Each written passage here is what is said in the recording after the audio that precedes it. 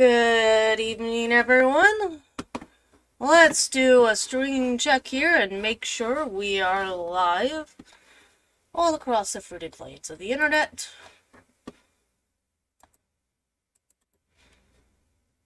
As Robert Gouveia would say. Alright. Rumble always takes a little bit.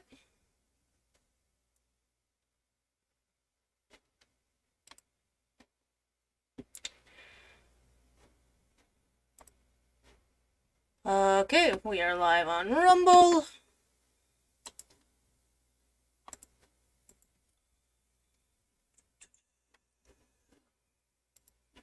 Let's also...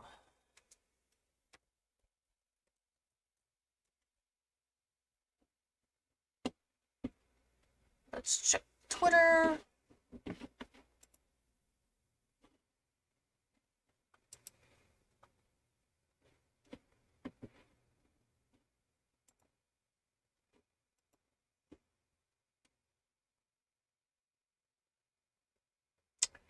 Yep, Twitter is live as well. Alright. Well, welcome to my 3 watchers on Rumble. One of which I believe would be considered me. I will try to regularly check back and see if there are any questions or super chats. I may have a guest today. We're gonna see. She is trying to make sure that her internet is going to work. As far as I know, she knew that the stream was today. She didn't think that it was on another night.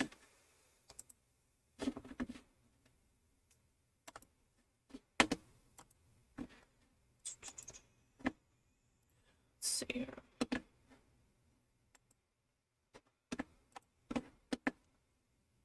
Got my messages from her opened up. I invited Chandler Ramington to join us.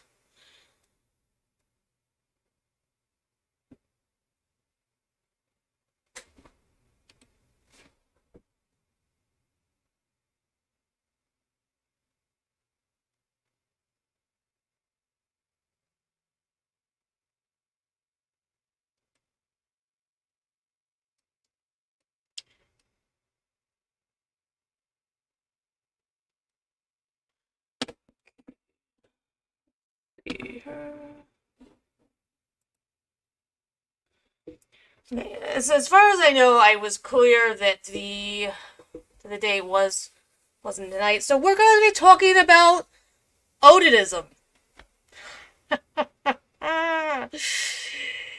Yes.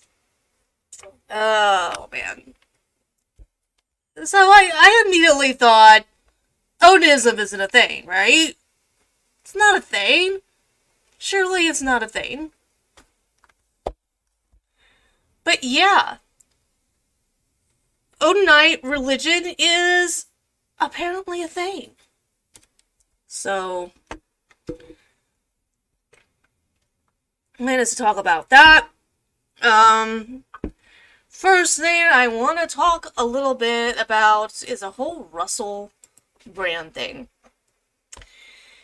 And one thing that I really liked is what Legal Vices has had to say about things that we don't really know.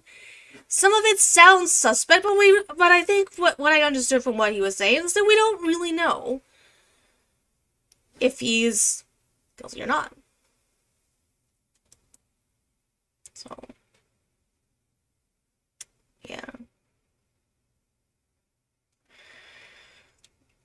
So, Odinism is kind of something that's new on everyone's radar, but Scientology certainly is not.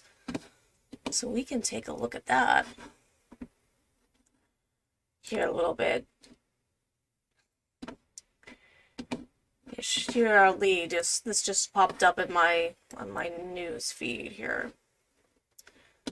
So yeah, Shira Ali was sharing about Leah Remini, who is trying to sue Scientology, by the way. We'll see how that works out for her. Something I tried, so this is Yarashili on Twitter, he's saying something that I tried to get people to understand is the incredible, astounding power Tom Cruise has within Scientology. In this 2016 interview, Leah talks about it a bit, but the best way for people to understand it is the level of power that can't technically be bought. It's something even a billionaire couldn't buy. It's the level of power that only people like Kim Jong-un and Saudi Crown Prince MBS are familiar with. It's never, ever hearing the word no, not even once. It's always only seeing smiling faces. It's never dealing with any HR issues, ever. You want a whole dog in the backyard at 2 a.m. for no particular reason? 50C org members will be over in 20 minutes. No questions asked, with smiles on their faces, eager to please you. Need some of your employees to be reminded of the importance of their work. They'll be put through a Scientology encouragement for weeks to make sure they perform at the highest levels.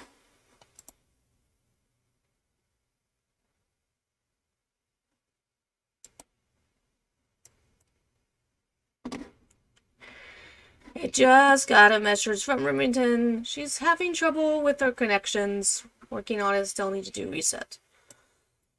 So she joins us. She joins us. It's all good. It's never hearing the word no, not even once. Okay, we read that. 50C org members will be over in 20 minutes. No questions asked, with smiles on their faces, easy to please you. So we read that. Tom Cruise believes he is saving humanity, and Scientologists believe he is saving humanity. That's where the power comes from. Let's hear what this clip says. We all know there's different treatment for celebrities. Well, especially in Scientology, right? No. It's highlighted. It is Oops. like nothing you could ever imagine. It is, so when people say Tom doesn't leave Sorry, guys. Because We they are have professionals. information on him or John, that's not the reason. The amount of power they receive from this church is like nothing in Hollywood. It is like nothing. There is no reason for them to leave this environment. Right, so it's super beneficial for them to be attached to it. Correct. Like he has employees, they work for him, all these people take care of his every need. Yes, and there's policy on how to talk to somebody. Like, you wouldn't say, like if you said, go get me a coffee and I want it this temperature, there's no, I can't get it, we're 5 miles from any, we're 30 miles, there would be none of that kind of talk. Like, not any kind, there's policy about, you don't talk back, like, ever. You don't step out of line, you don't give an opinion, you don't make a face, you don't make a gesture, you don't sigh. If you step out of line in any way, you are dealt with by the church So at your Tom expense. essentially has servants. Correct. How many people? A lot. And by the way, I don't begrudge somebody with a staff. Like, if you can have it, I go do it all day, all night. Do it all day, all night. But when you believe, as a Scientologist, you are working for somebody who single-handedly is saving the planet, and you deserve that kind of punishment, that's something different, babe. You understand what, like that? It's an abuse that is not justified, but it is justified because you believe that you are single-handedly saving the planet. Capiche? Yeah, no, I get it. I get it.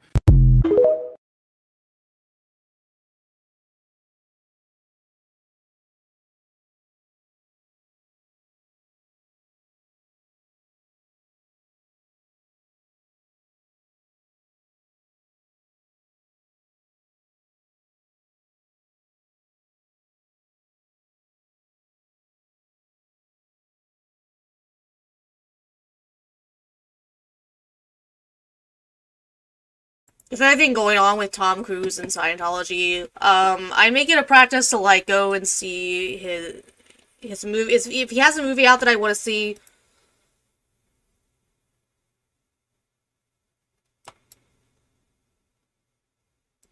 if he has something that I want to see, like I wanted to see the new Tom Cruise movie. That was at the cheap theater, and I went and saw that.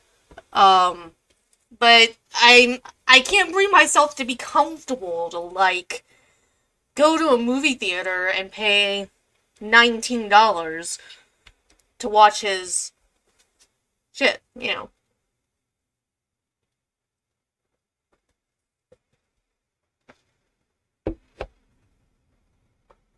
So,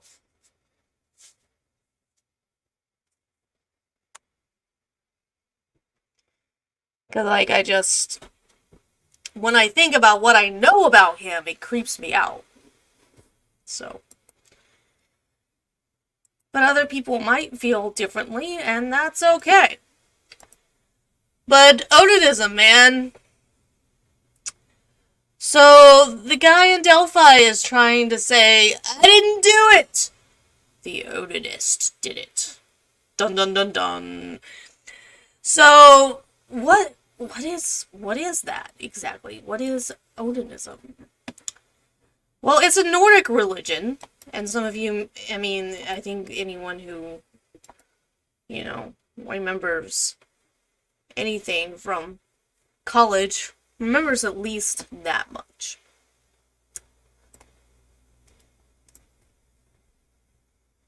So,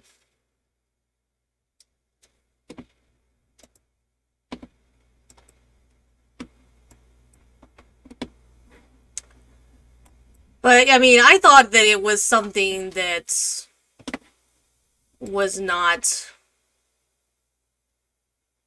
you know, normal.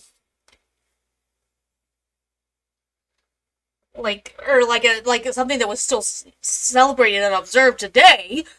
But apparently, it is.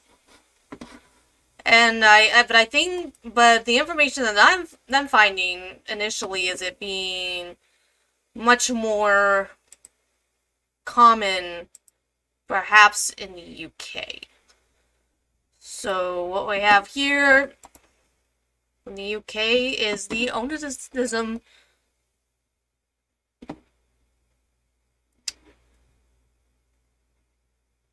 fact page.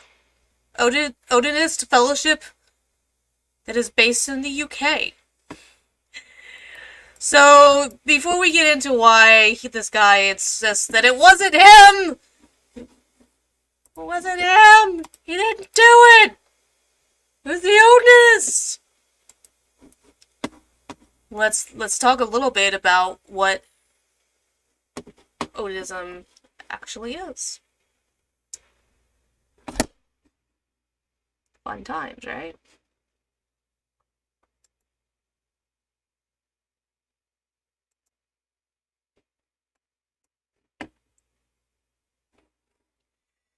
There's some people that they've been fooling around with StreamYard lately, and they've been doing weird stuff that I'm like, I'm not a fan of. Like, their face keeps on taking up like half the freaking page, and I'm just like, ugh. See, like, they're doing that, or sometimes, like, they're going on top of it. But I want you all to actually be able to read this along with me, so we're going to do it that way.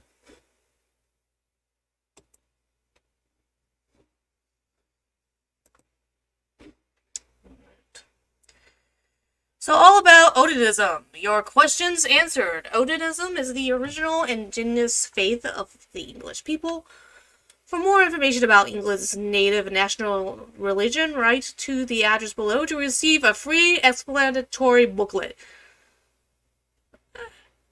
No thanks.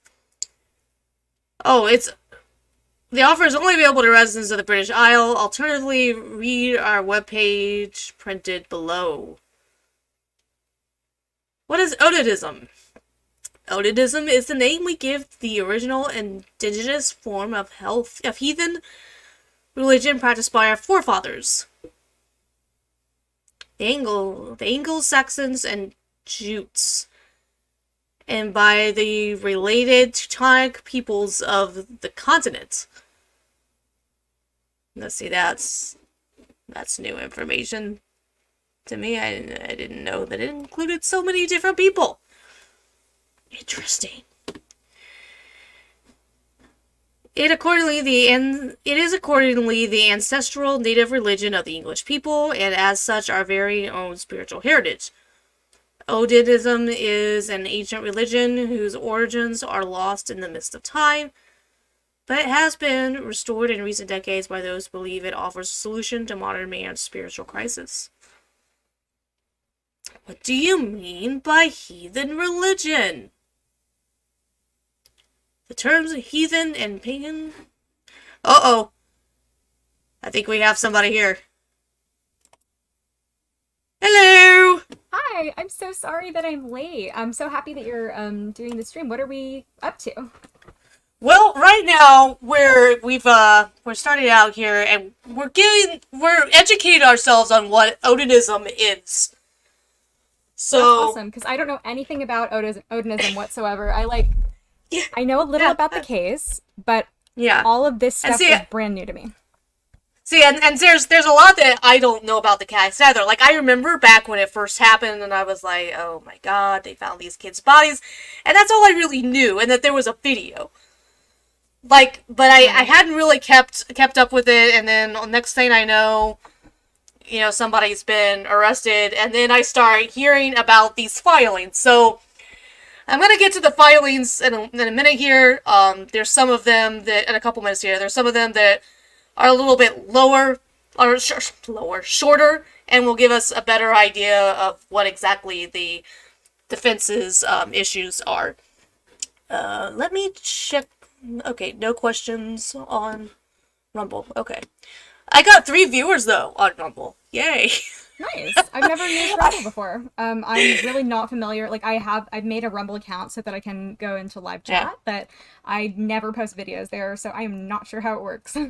Well, maybe what we should do, is for, the 5 people that might actually find my video, on the internet, tell everybody, a little bit about who you are and what you do. Sure. So I'm Chandler Remington, and I am a paralegal from Los Angeles, California. And I have a YouTube channel, I have a Twitter account, and I mostly focus on things like men's rights. Sometimes I delve into legal topics, but I'm not a lawyer yet. I'm about to apply to law school, and I'm really excited about that. But for right now, that's awesome. I'm just doing some social media stuff, so that's been fun.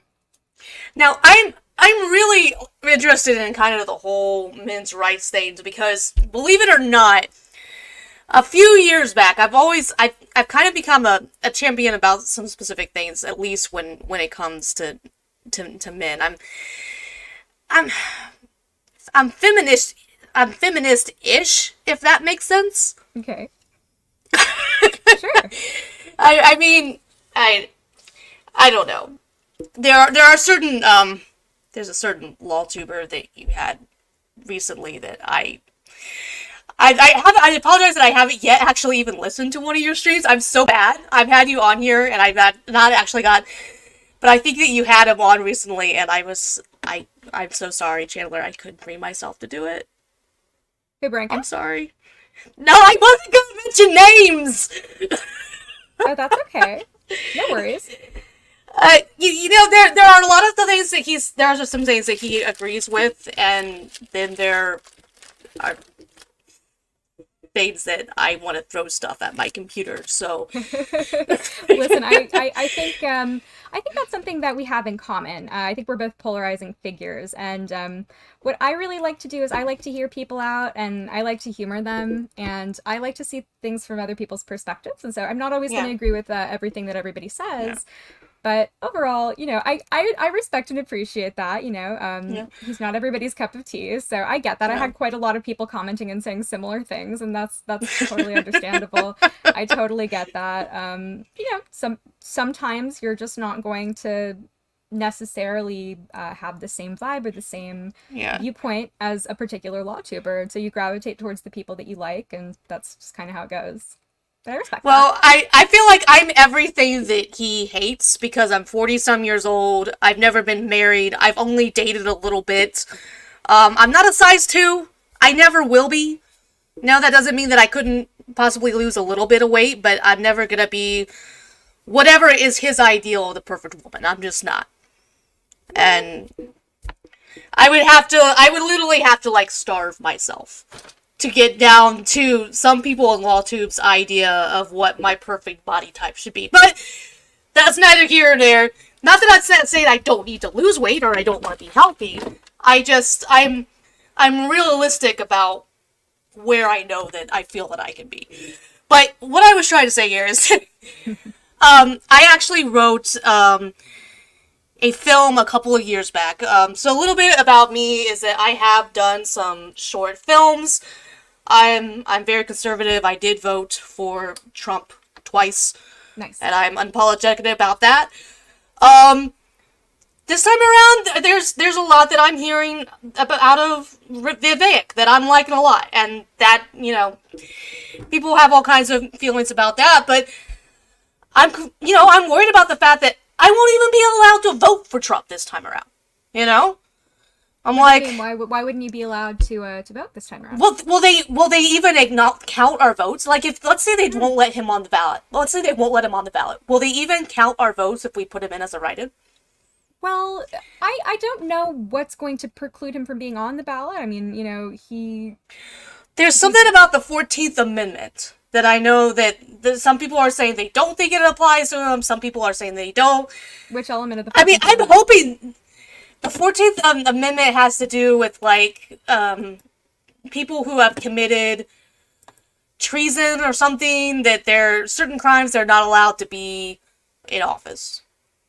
And people are trying the due process clause of the 14th Amendment? Are you talking about... Okay, we're gonna have to take a side trip and post on the 14th Amendment. Okay.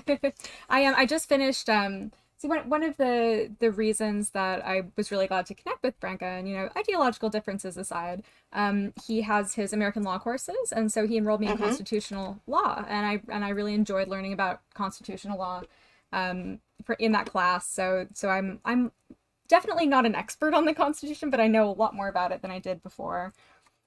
But I don't think that there's anything in the Constitution that would preclude Trump from being a candidate again. Well, the right is trying to say that there is. So but a few years ago, I did write this short film called 15 Minutes. And it was it was actually about a male victim of rape. And I think that I did this around the time that the allegations against, I think it was Kevin Spacey first came out. Mm. Was it Kevin Spacey? Or am I getting my Kevins mixed up? There are a lot of there have been a lot of allegations over the past 5 years or so. I know. And I think it'd be hard to figure out, they keep and that's the thing. So. One thing that Legal Advice said that I agree with, it's really hard to say, what is true and what isn't with a lot of these accusations, because I'm not a huge fan of the fact that these things happened 20 years ago, but I'm also not necessarily a huge fan of just automatically assuming that they're lying because it was 20 years ago. Right. It's a position to be in. It's really hard to decide, right? I mean, it's, everybody feels like they need to take a stance, and, you're damned if you do, you're damned if you don't. If you don't, if you say that somebody is owed due process, then you're a rape apologist or a grape apologist. Oh, sorry. exactly. And that's stupid. And if you say that, that you definitely believe the victims, then, you're ignoring the fact that a man could go to prison for a long time for something that hasn't been substantiated. So I don't think that the public really has the ability to decide. I don't think that it's up to us. I think it's up to a judge and jury. And it's hard because you have to figure out, where am I going to go with this? What am I going to believe? Yeah. Well, my thing always kind of became with all this stuff is that men can be victims too. Like, I was championing this really even before I found out everything with Johnny Depp. But I always tried to tell people, consent is actually a two-way street. No woman should just assume that the man wants to make out with you. Oh, he's drunk, so he's not gonna mind if I just go for it. Right. Maybe. Women aren't taught that. Women aren't really taught the way that men are, how to be careful and how to care about consent. You always tell that's just like a common refrain that's parroted, for men, like men need to be very aware of whether women consent or not. But, Yeah. women need to think about consent too, and it's not taught to women. And I do believe that sex crimes are not a gender specific issue. I believe that they are a human rights issue. I agree with that largely, except I think that there are gender specific elements of it Yes. that are Absolutely. specific to how one gender experiences it over the other. But I agree with you that I think in general it's good to look at things without gender bias Yeah. in order to appreciate that it happens to both sexes. Yeah. So I like your approach. And I will tell you, I want to see your documentary. I actually haven't seen it, but I was looking at your posts earlier, and I really admire that you made a documentary about somebody who who was. well, it wasn't it wasn't a documentary. It was a fictional story.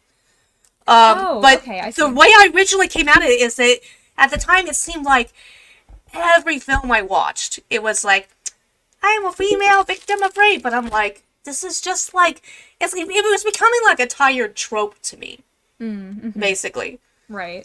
And so I started thinking, well, what if you flipped the genders? And it just, I don't even sure if I know what my initial thinking was when I decided to do this. But then I started researching it, and I just went, oh my God. And I had, other men started telling me their stories, hey, I was passed out.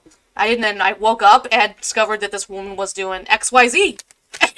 I've had friends tell me that as well. It's, and I've had friends, I had a friend tell me he had that exact experience, and that he would come forward, tell his friends, and his friends would say things like, oh, dude, you're so lucky, or I wish that, I was in the room, or I wish you did that to me. And it's just really harmful because it's not something that's understood or respected or appreciated.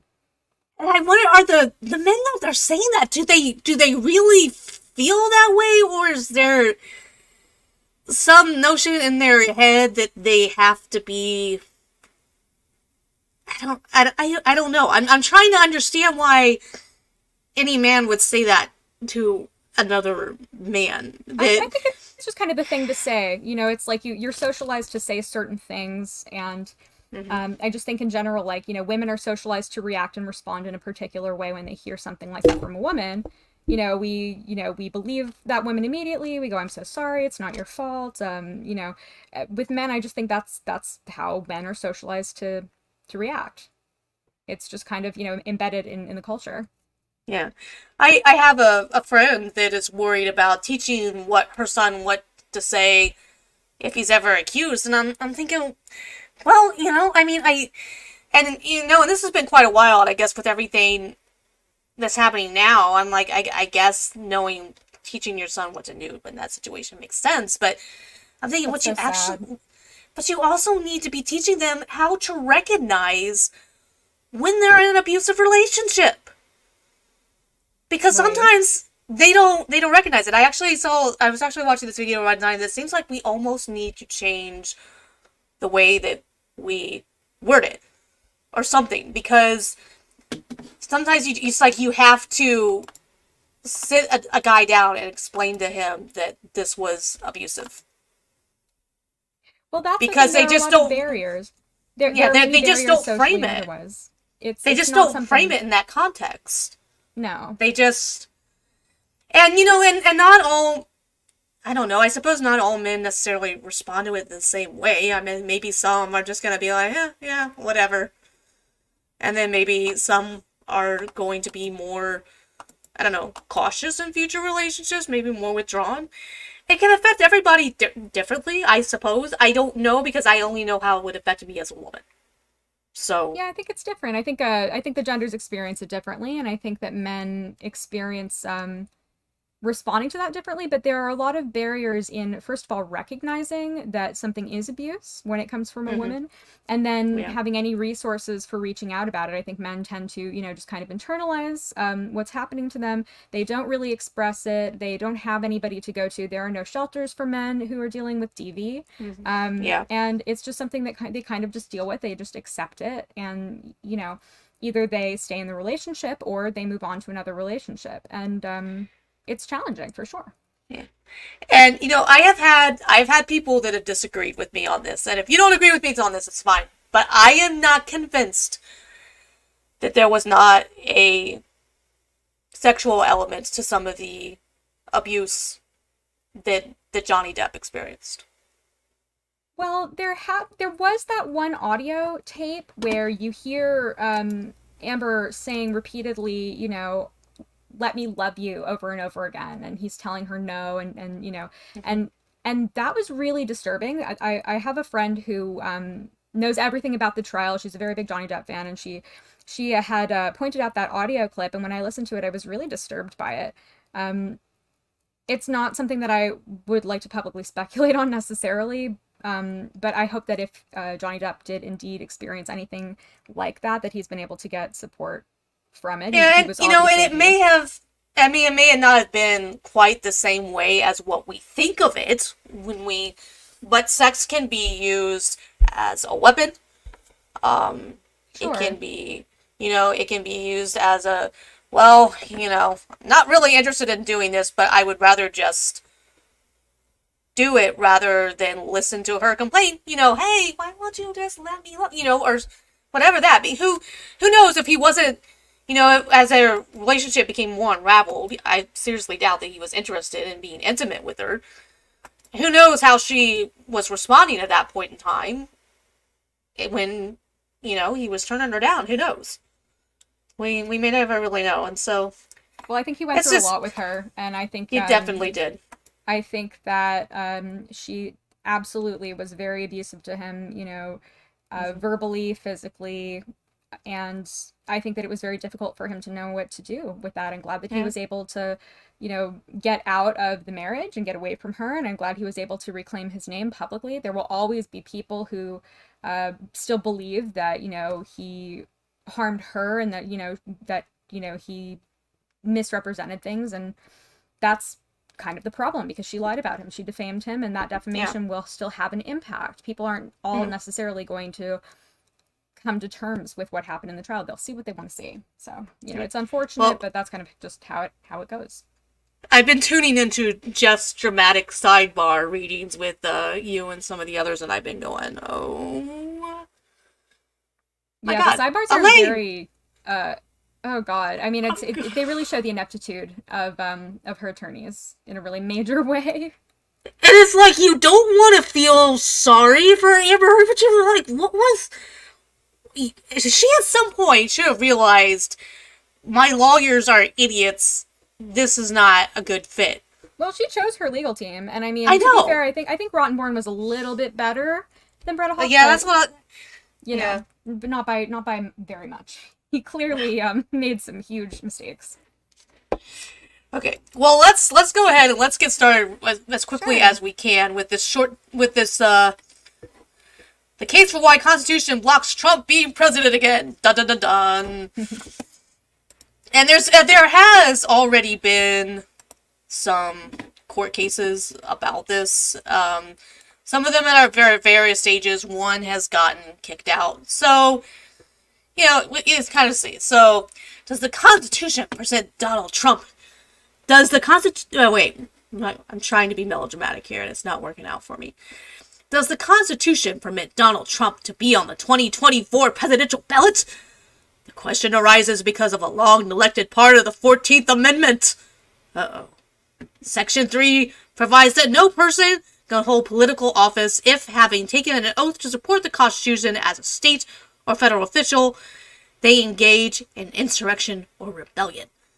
Section 3 was designed to respond to the danger that former Confederate states might, as indeed they did, elect former Confederates to Congress and pursue politics as a continuation of war by other means. But a century and a half after the Civil War brought no insurrection, and Section 3 lay moribund.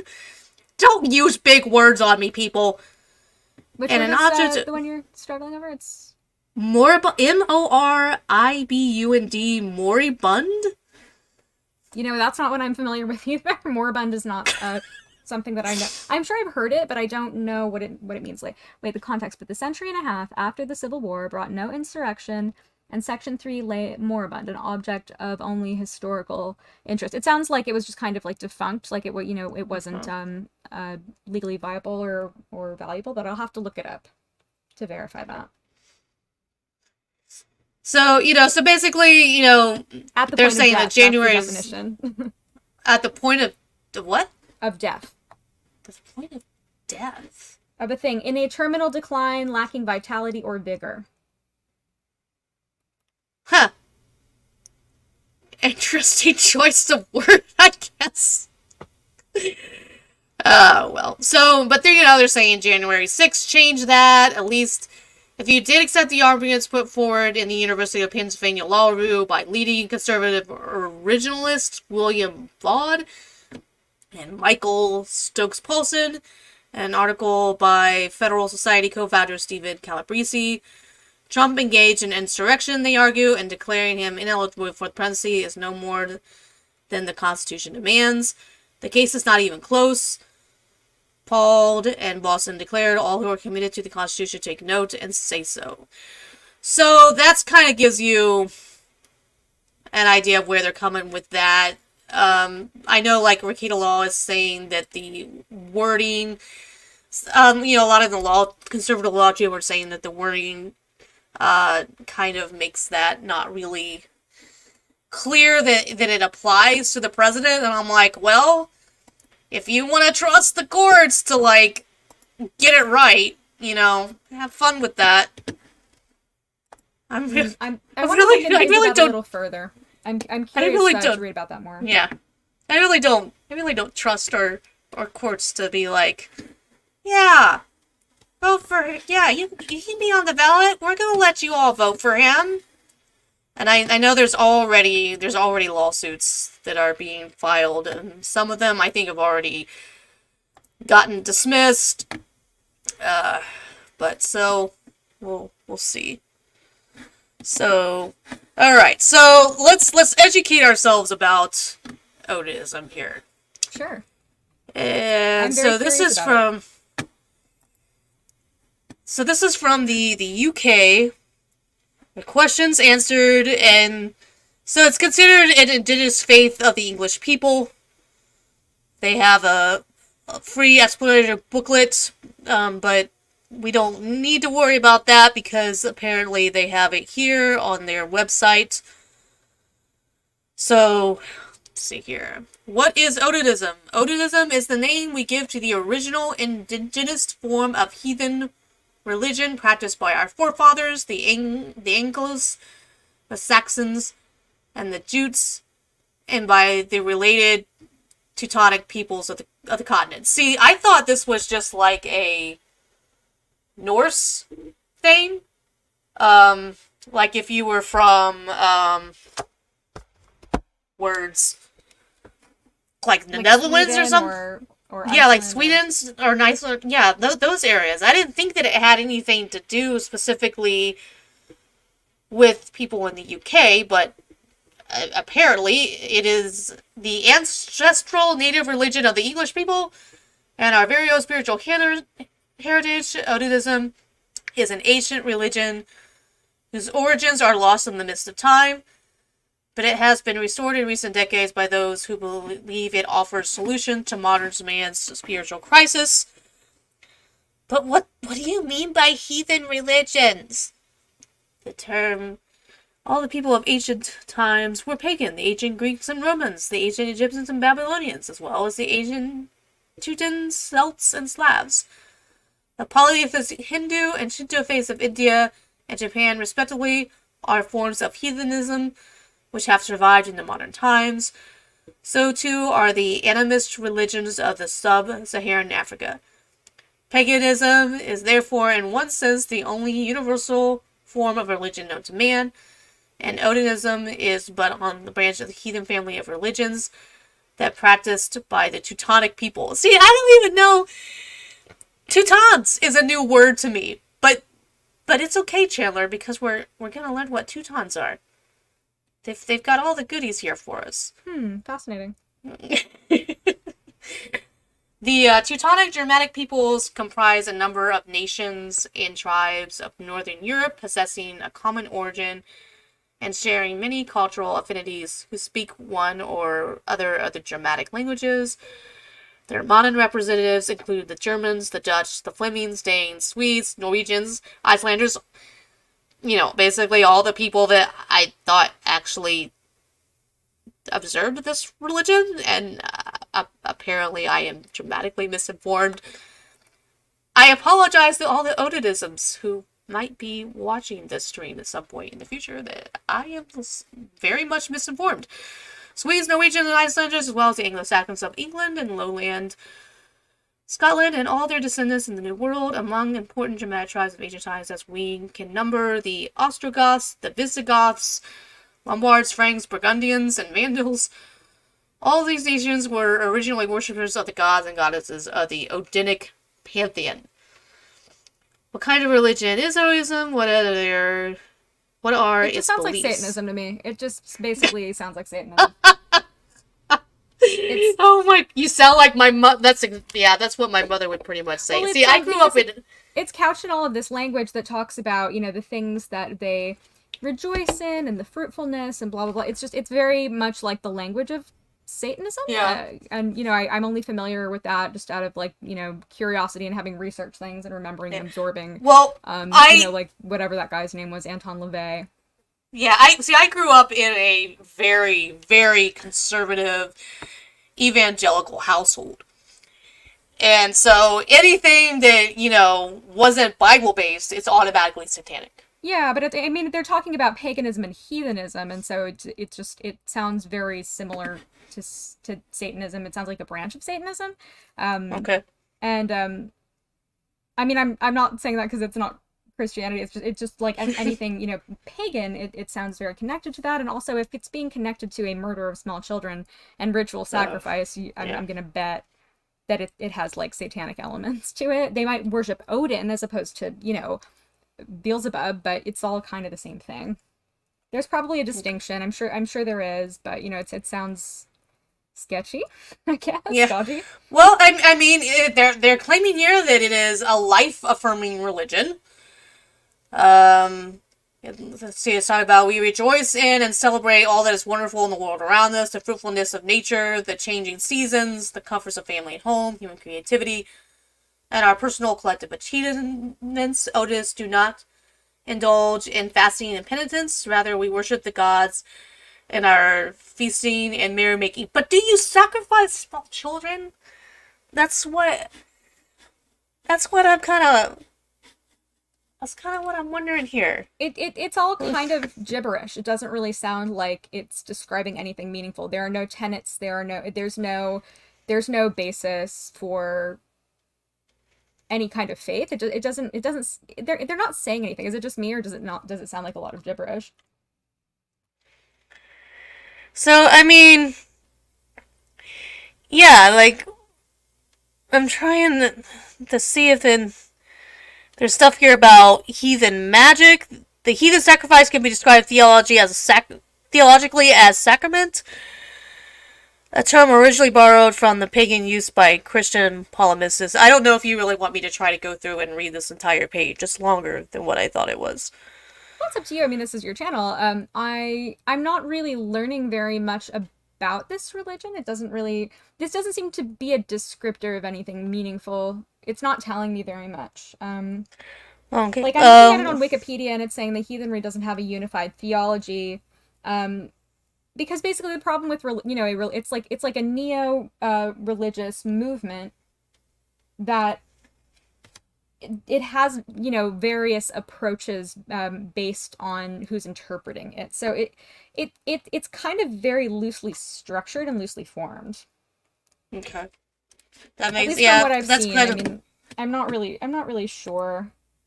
I did see there was another thing that I had found out that wasn't quite as long.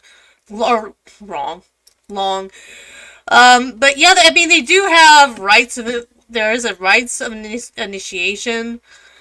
The pledge, the ceremony whereby an who has attained the age of majority solemnly and formally makes a public declaration of his beliefs is the pledge of faith. says, I pledge myself and swear before our holy gods true loyalty and fidelity to Odin Allfather, to the Aesir and Vanir, and to the faith of my forefathers, and to none other as far as long as I live, so help me, Odin, and all the gods of Asgard. An oath ring is to be found on every Odinist altar, and when an oath is sworn upon it, the gods themselves act as witnesses. Odinists are known as men and women who respect their oaths. Oathbreakers, like cold-blooded murderers, are deemed outcasts before gods and men.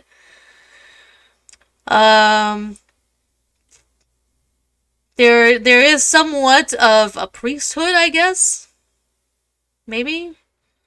I mean, what I'm reading about it on Wikipedia essentially indicates that it's a lot of it's a lot of, like, how do I describe this? Rites, rituals, and, you know, seeming symbolism to couch white supremacy. Like, there's actually, like, just a huge white supremacist element to it. And so yes, I was thinking of pulling some of that up too. That's basically what it is. It's just an excuse to be a white supremacist and call it your religion. It's, I mean, that's a. They do have some texts that they seem to view as holy. They call them the Eddas. The Eddas comprise some two entirely separate works, namely the Elder Edda, also known as the Poetic Edda, and sometimes as Saemon's Edda, and the Younger Edda, often called the Prose Edda or Stories Edda. Both were set down in writing in their current form in 13th century Iceland. So I guess they kind of use that as some sort of guide. I don't know. That you found this article. It seems quite dense, and I'm not really sure if there is a lot here. That, I mean, you know, maybe there's some historical background, but I mean, essentially, like, you know, pagan beliefs and movements are, you know, it's kind of like a reaction to Christianity as sort of a way of taking you know, the Abrahamic God out of things and replacing it with something else like nature or, you know, whatever. But it really kind of has, like, some very dark undertones to it. Oh, let's find out about Thor's hammer. Sure. Here we go. Oh my goodness. Every religion has its emblem or symbolic device, and that of Odinism is the Thor's hammer depicted I mean, I'm sorry, but I think the movie version is far more impressive, you guys. I'm just saying. I mean, look at this thing. I don't know what that is supposed to inspire me, but it's not, you know. I don't know. Every religion has its emblem or symbolic device, and that of Odinism is Thor's hammer depicted below. The Eddas give it the name of Molinar. I know I've heard them say this, and I'm not probably pronouncing it right. I.e., the crusher or the grinder, forged of iron by the dwarves, the short-shafted hammer possesses the magical characteristic of always returning boomerang fashion to its owner's hands after being thrown. Like, why do they... I'm confused. I'm not feeling like I'm learning why this is important. Well, it seems like that. I don't know if this symbolism is related to the crime or not. Yeah, I don't... Odinists also nowadays sign themselves to the side of the hammer in the course of celebrating their rituals. This is done by clenching the right hand in a fist, raising it to the forehead, and then tracing the sign of Mjolnir in the shape of an upside-down T. Okay, this is really weird. So, yeah. So, anyway, now that we have established that, yes, Odinism is now a thing, so the articles that we've been hearing so much about, there's actually 3 of them, but I guess the big one that kind of caught everybody's attention is this one, and we're not going to try to read all of that, because look how long it is. So what I am going to do is I do want to go over with you the the table of contents. But then we're going to look at the smaller ones that either I don't know if they followed this or if they were before it. But Wait, so what document is this? I'm sorry, can you go back to the first this, page? oh, I'm sorry. Yes, this is actually from the It's from a the case memorandum in itself. support of the accused motion Yes. for Frank's hearing.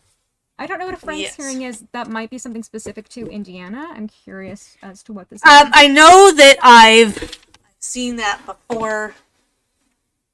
I think it has something to do with wanting to have information about a search. It's related to a search warrant. So let me show this. A Frank's hearing is a court proceeding wherein the court is asked to determine if the police officer involved lied in obtaining a search warrant. Oh, I see. Yeah, there were some controversial things that happened recently about the legitimacy of the officer. Yes. There was perhaps like a question of one of the officers engaging in misconduct, which could be important to the case. Yeah, and I mean, it could potentially, if this guy did it, it could potentially, get him off on a technicality, which would not be great. But it's important to explore that. And I mean, and the thing is, if he's guilty, then I hope that maybe these people are like talking out of their butts. I'm trying not to use naughty words. Wait, I'm not sure if I understand what you're implying. What are you saying? If the guy did it, I hope that the defense is talking out of their butts right now, because I would really hate if they decided that this was so bad that they ended up really, I mean, it could be something that could even potentially get the case dismissed even. Well, that's one of the challenges, unfortunately with some cases you do have police misconduct. Oh yeah. And that, it happens. It's unfortunate, but the defense has every right to, to put this memorandum forward because he's their client, they're defending him, he has the right to a defense, and we haven't established his guilt. We're not going to establish his innocence. That's not the point of the trial. But ultimately, the issue here is that they have apparently a problem with one of the officers, and if it were my client, in the future when I'm an attorney, and I learned of police misconduct, I would absolutely be putting a memorandum forward. That's a serious problem. So it, either it's able to be substantiated or it's not. We'll have to find out. The judge will have to rule on this motion. I'm not sure if the judge has ruled on this yet. I haven't been paying attention. Yeah, I did not, as far as I know, he has not, and I have not yet seen anything in it. So I think it's saying in this the table of was contents right in front of you that he concealed certain witness testimony and falsified other witness testimony in order to prevent his bogus timeline from being exposed to the judge. Now, this is a very I'm surprised at how loaded the language is here. That seems really, that seems okay. Evidence supporting these facts were needles in a giant haystack of discovery. I don't know who wrote this. It's not very professionally put together, but I am curious as to what the contents are. So, it might be sloppy, but I want to know if this officer actually did falsify witness testimony, because that's a serious allegation. Yeah. And if true, that's a huge problem, and that should not be. And it's like, why would, if you didn't think that you could prove it, why would you put this in a court filing? Well, I mean, they might want to, make allegations on, very little basis, but I think we'll just have to see what's contained in the memorandum. It does seem like there are parts of this that are going to be more compelling than others.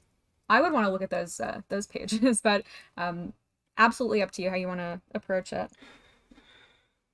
Well, I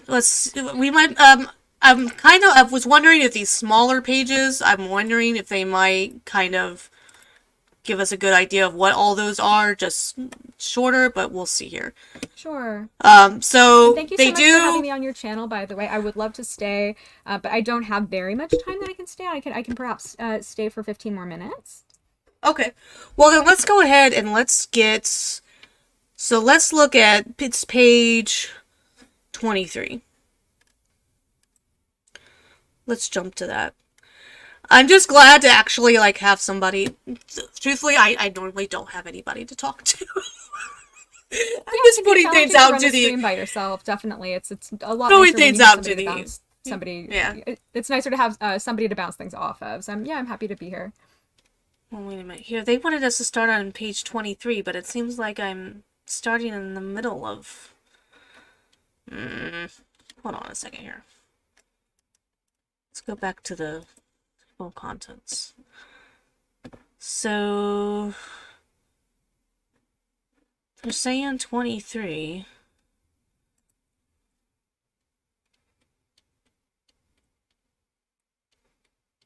But it just seemed like we were beginning in a weird spot. So that's why I'm like, where do you think that I should begin? I'm not sure. I haven't. Oh, listed wait, here we the go. options. Oh, here we go. Alright. So it was in the middle of page 25. Okay.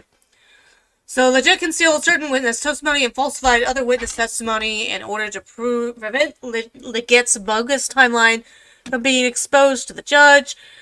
Beyond the shocking omissions concerning the pagan cult's links to the murders and the fact that Odinists were also watching Richard Allen, akin to foxes watching the hen house.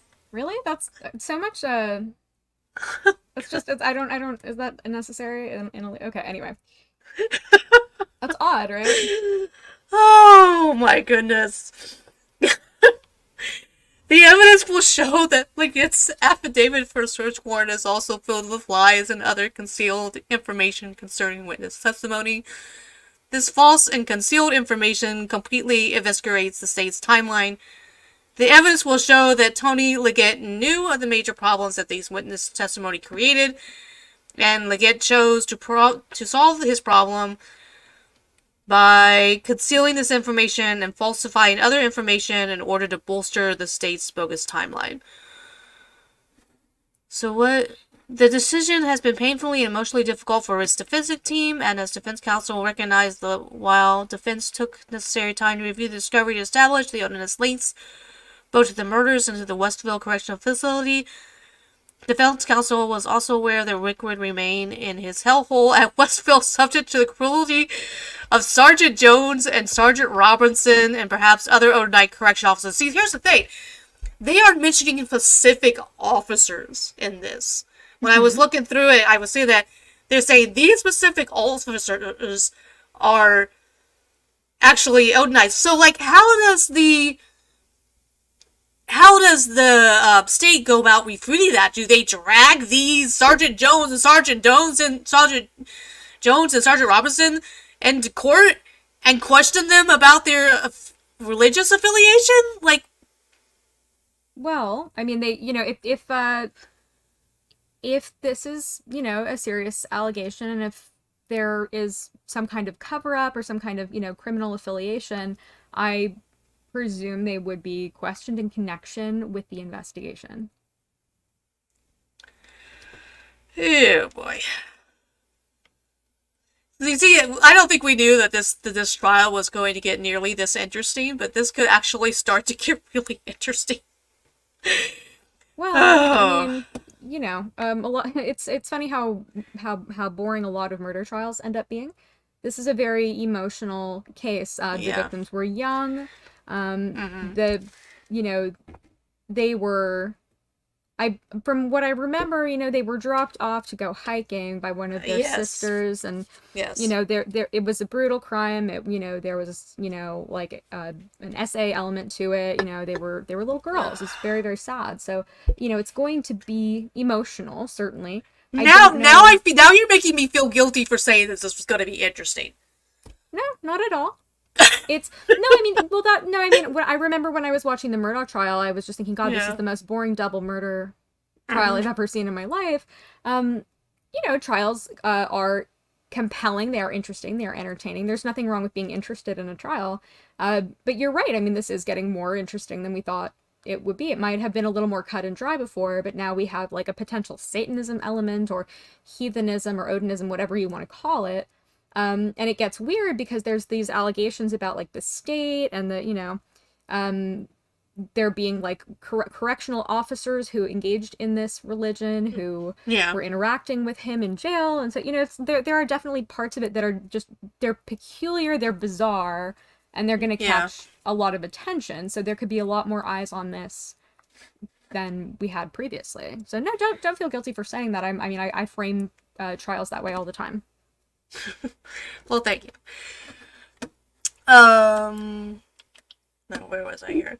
So, Legit knew the major problems that these witnesses had created. And Legit chose to solve his problem by concealing this information and even falsifying other information in order to boost the timeline. The evidence will show that Legit concealed facts concerning descriptions that key witnesses Betsy Blair made directly to Legit face-to-face in 2019. Concerning 1, the person that she, Betsy Blair, observed on the bridge, and 2, a vehicle that she, Betsy Blair, observed at the CBS parking lot around 2:15. For Legit's timeline to work and to place Richard Allen on the Monon High Bridge at 2:13, the time of the famous Down the Hill video, Legit desperately needed Betsy Blair to describe a man on the bridge that looked like Richard Allen, and furthermore, desperately needed Betsy Blair to describe a car that she observed park at the CPS parking lot at approximately 2:15 as looking what? Is this a typo? Sorry, Approximately where are we? I'm right here. Approximately 2:15 as looking like Richard I think they put the word look in there, but I think it's just as looking like Richard Allen's black Ford Focus. Okay, so as looking like Richard Allen's black Ford Focus, suffice it to say the evidence will show that Legit concealed from Judge Diner that Betsy Blair described a man on the bridge that looked nothing like Richard Allen, and described a car at the CPS lot that looked nothing like Richard Allen's car, both in color and design. The evidence will show that Betsy provided these timeline defeating descriptions directly to Legit face-to-face 2 times in 2019. Yet Legit failed to inform Judge Snyder of these descriptions, as well as inform Diener of the fatal flaws that these missing descriptions created for the timeline. So, in all likelihood, like, what type of evidence is he talking about? They having, like, notes from that they've taken throughout the investigation, like a recording that they did of the interview? It sounds like either they have, a police interview with this witness, or I would presume they have deposed her by now, though I'm not totally sure of the timeline. Either she has been deposed or she will be deposed, because she sounds like a key witness for the state. It sounds like she was present at the time of around the time of the disappearance, and that she potentially saw a vehicle and a person in the area. So that would presumably come from a police interview. It would be either a recorded statement or maybe a video of her relaying what she observed. Well, I can tell you one thing for sure. The judge is going to skin them alive if the evidence is not satisfactory. Oh my goodness. Well, if it turns out that that they misrepresented what this witness relayed, or if there was any kind of coercion, or if they planted some idea in her head, or they led her to, like, didn't you see a Ford Focus, or wasn't it this man, there's a lot of police coercion that can occur, and so that can be really problematic because it can impair the memory of the witness, and it can also be an issue for somebody who is being implicated, who maybe didn't do what they think that they did, if that makes sense.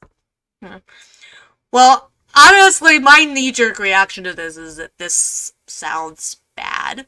Well, it does, but we don't really know. This is how the defense is representing it, and I have to say that the language in this document is rather unprofessional. There's a lot of what's the word, like they use very colorful language, and Yeah. they're kind of they're doing a lot of illustrating stuff. Like they're talking about like the famous down the hill video, which is, I don't know if Yeah. you saw that, but one of the girls recorded on her Yeah. phone, and when I presumably the person who killed them was walking with them, telling, directing them where to go. The descriptions, it just seems to be providing a lot of commentary about, like emotional reactions to this, and very accusatory. It's kind of juvenile, actually, and I just find it unprofessional. So I don't know about his defense at this point. Yeah. That's fair. The evidence will also show that Legit just flat out lied about what he claimed Sarah Carball told him in 2017 concerning a man walking down the road near the murder scene. For his timeline to work, Legit needed Sarah Carball to describe a man walking down the road wearing a blue jacket who had blood covering his clothing. However, in 2017, Sarah did not say these things. Wait, why is that his timeline? I don't understand why, why that's not about a timeline. That's about a visual observation. That doesn't make any sense to me. I'm not really buying this necessarily so far. Okay. However, in 2017, Sarah did not say these things. This did not prevent Legit from affirming under oath that Sarah Carball did say those things. Oh. Okay.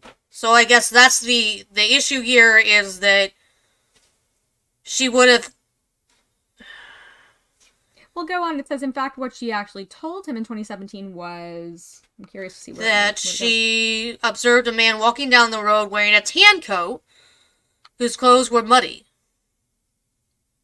Okay. Nowhere did Carball claim in 2017 the man she observed was wearing a blue coat. Nowhere did Carball claim in 2017 that the man she observed was wearing bloody clothes. I think in the video, the man is wearing a blue coat.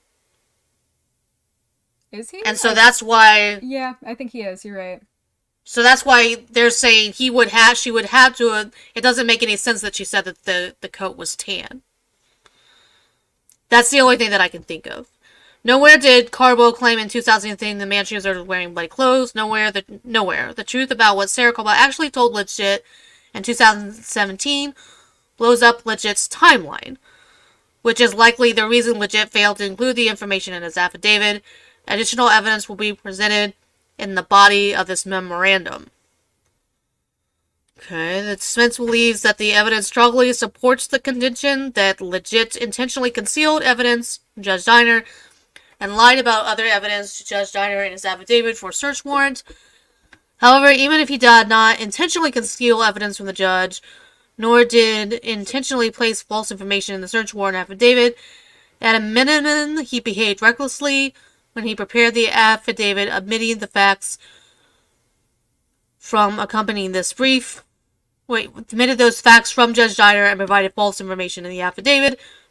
As stated in the motion accompanying this brief, the defense must show that Legit either intentionally or recklessly omitted facts from the affidavit or provided false statements in the affidavit.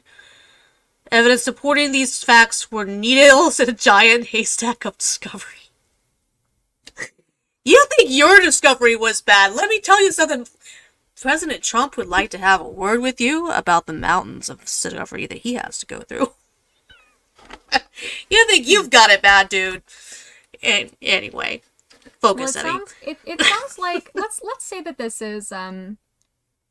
is true. Like, let's say that they lied about what the witnesses actually said. That could potentially be exculpatory evidence. So, like, let's say that they observed a different person walking in the area at that time. It could be irrelevant, or that person could be a suspect. And if the police failed to investigate that properly, then it shows that there might be exculpatory evidence that, it could go, some direction in exonerating their client. And so I think the whole thing with the giant haystack of discovery, it sounds like these were things that they found that, these could be issues, certainly, for the state. And it's really on the state to respond to this accurately, because if they misrepresented the witness statements, then that's a problem. Yeah. So I know you need to leave here. So they concluded in the entire portion of this memorandum, the defense would tell the court that the evidence supports the assertion contained through this memorandum was buried deep in the mountain of discovery, but not buried deep enough. The court will know at the conclusion of this memorandum that the defense is not inventing, fabricating, or exaggerating these facts, no matter how crazy these facts may appear. We're not crazy, Your Honor! We have been trying, dang it! Richard, I'm sorry, I was thinking of Legal Vice's whole thing where he says. Anyway, focus heavy. Richard Allen's defense team is attaching to this memorandum the supporting documentation that provides proof that these facts are true. Okay. And so it goes on here that it consists of 5 parts. Part 4 will consist of evidence that Odinite correctional officers and leadership have been positioned to watch, guard, intimidate Allen since his last early wild. April 20. That's just wild. Yeah. And how, I'm curious of how you prove that. This section will provide images of the patches worn by Sergeant Robinson and Sergeant Jones, as well as images taken from their Facebook pages. Oh my goodness. Part 5 is how Richard Allen became a patsy.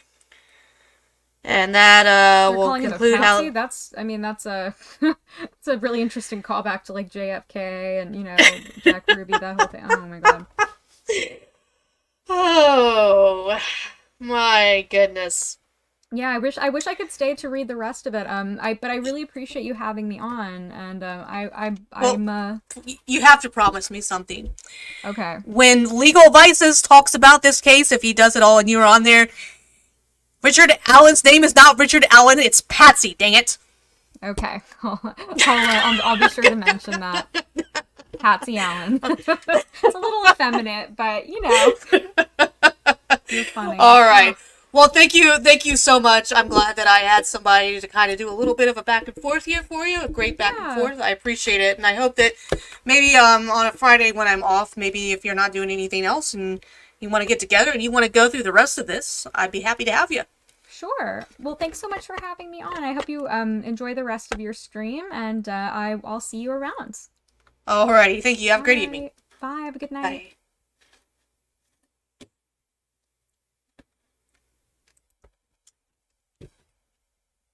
Alright. So, I don't think that there's any way I'm going to try going through this entire thing. But to me, it is interesting because you got to realize that the defense, you know, it has to prove all of this. So, I've heard a little bit about the crime scene. Let's go through that.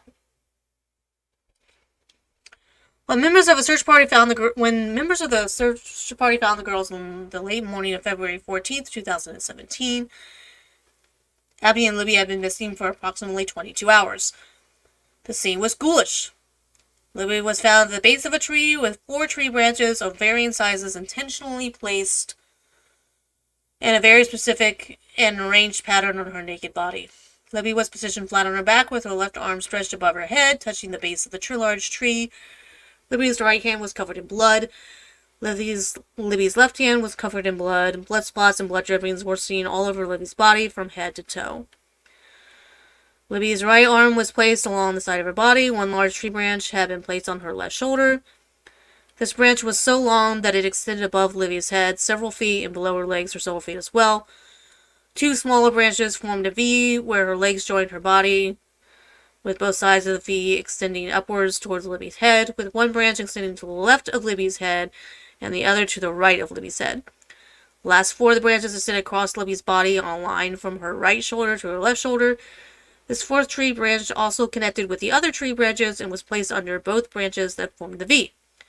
Libby's sliced... Oh, thanks for that imagery, people. Libby's sliced neck was partially covered by this 4th branch. There appeared to be no bloody spray or dribbled onto the leaves or the tree near Libby's head and sliced neck. It appeared likely that Libby had been killed at a nearby tree and then dragged to her final resting place, where she was then positioned before having the tree limbs placed on her in a very specific pattern. The murderers treated Abby very differently. Abby was found just a few feet away from Libby. Her body was not placed parallel to Libby, but rather at an angle, with Abby's legs just a few feet from Libby's legs. However, both of their heads were found a few feet apart from each other. Significant differences existed between how Libby's body was found and how Abby's body was found. Abby was not found at the base of a tree. Abby was fully clothed. In fact, Abby was dressed in Libby's sweatshirt and jeans. No blood appeared on Abby's clothing, meaning that she was likely murdered while naked and then dressed by the murderers after she expired and after the blood has stopped spilling from her neck. Abby's hands were clean. Wait a minute, I thought... Let me go back here.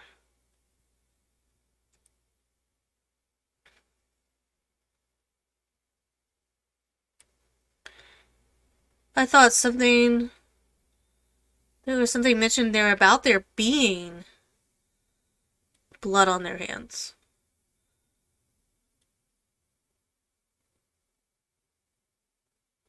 Libby's right... Oh, no. Libby's right hand was covered in blood. Libby's left hand was covered in blood. Okay, so...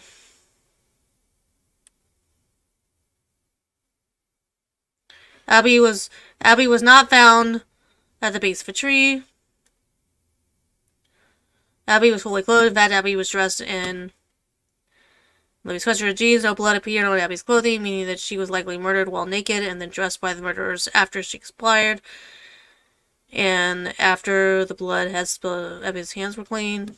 No blood. Abby's feet were clean. No blood, other than blood found around Abby's neck area where the murderers had foot the faded wood. Very little, if any, blood was found anywhere else on Abby's body or clothing. The juxtaposition of the spots and streaks of blood found all over his body with the lack of blood on Abby's body, undergarments, and overgarments is stark. The murderers appear to have gone to great lengths to keep Abby's body and clothing clean from blood. Abby was found on her back like Libby. However, unlike Libby, Abby's elbows were bent with her right hand and left arm both placed on her chest. Abby's left hand and arm near the left side of her face, and her right hand near the right side of her face. Also, Abby's left leg was straight while her right leg was bent at the knee. The murderers also placed her bent right leg under her left leg. Like Libby, those involved in the murder had placed tree branches in a very specific pattern on top of Abby. The patterns looked very similar to an asterisk consisting of tree branches all joined in the middle. At least one of these branches appeared to have been cleanly cut by some instrument like an electrical saw rather than split or broken by hand, and it indicated this was a preconceived plan. Above Abby's head was smaller sticks that had been placed over her hair, crudely mimicking horns or antlers. The amount of blood that would be perhaps suspected at the crime scene based upon the location of the injury of both girls was not visible in the crime scene photos. The defense provided the court which all crime scene and autopsy photographs marked as 5-16 is confidential. These photographs support the descriptions provided in the previous paragraphs. In addition to the unusual way the girls were posed, including the stick formations placed on their bodies, another unusual marking was found on a nearby tree. A symbol that looked similar to the letter F appeared approximately 4 feet above the base of the tree. The F was red in color, and later DNA testing showed the F had been painted on the tree using Libby's blood. Oh my god. That's so-called paint. That's awful. Just awful.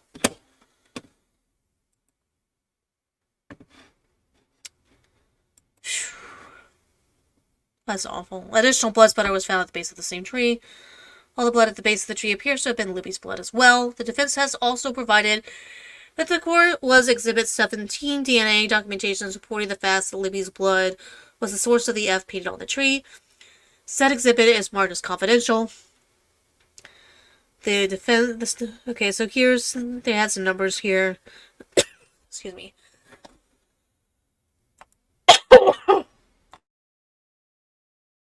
I was reading that, I noticed the footnotes marked the sixth configuration spot-on resemblance for the rune called Hagel. The rune is used to depict the word hail. Therefore, the combination of the Hagel rune found on Abby and the Anzu's rune found on the tree, when combined, would proclaim Hail Odin. The sensible Hale Odin was one of the many Easter eggs Brad Holder left behind on Facebook's page on multiple posts. The defense team speculates that because of the lack of blood visible in the crime scene photos, especially concerning Abby, the murderers may have saved the blood to be used in future rituals. Oh, God. This is merely a theory, admittedly not supported by any facts currently in possession of the defense, but a theory that would certainly explain the lack of expected blood at the crime scene. Well, right now, dudes, everything that you're saying is a big fat theory. Not supported by much of anything at the moment. But, I mean, we shall see. There's always a chance that that will change. So, yeah. Theory that would certainly explain the lack of expected blood at the crime scene. The F resembles a rune called Anzus, which stands for Odin. Again, when paired with the Hegel rune found on Abby, the combination would blame Hale and Odin. This F symbol is the same F symbol found in many of Brad Holder's Facebook pages. Will be... Wait a minute, this says pretty much the same thing. The F symbol is the same F symbol found in many of Brad Holder's Facebook pages, which we attached. I wonder if we can see those. Including Holy's creepy self-drawn illustration, which read, F rune was found at the base of the tree where a man appeared to be sacrificed on a tree. Well, that is certainly, ooh boy. Ooh boy. You know what? I'm gonna take a snap of this, and I'm gonna post let Chandler know that she missed the best part yet.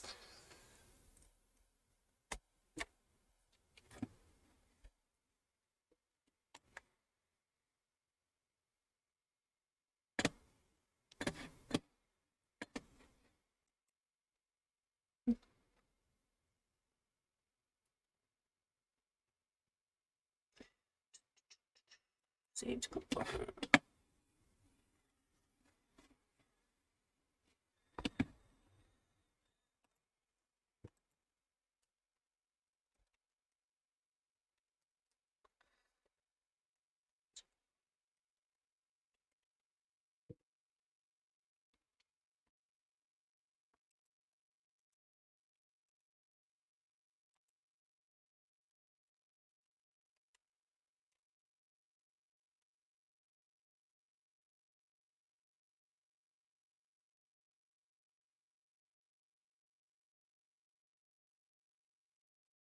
Thanks to Chandler Remington joining me for the first.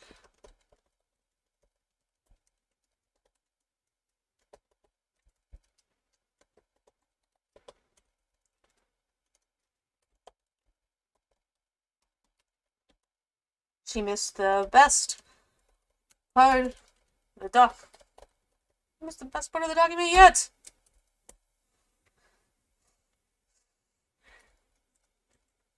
Are we going to get to see the face?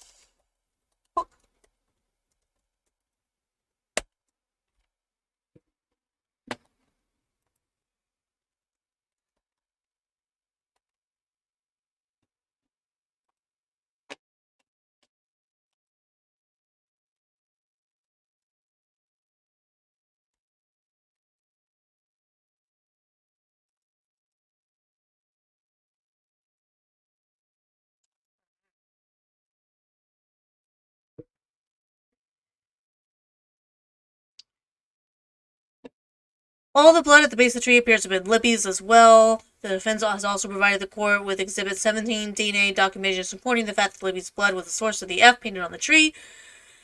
Said exhibit is marked as confidential. The defense has also provided 2 photos of this F found in a nearby tree hereinafter called the F tree. Exhibits 18 and 19 marks that the F tree. The F tree.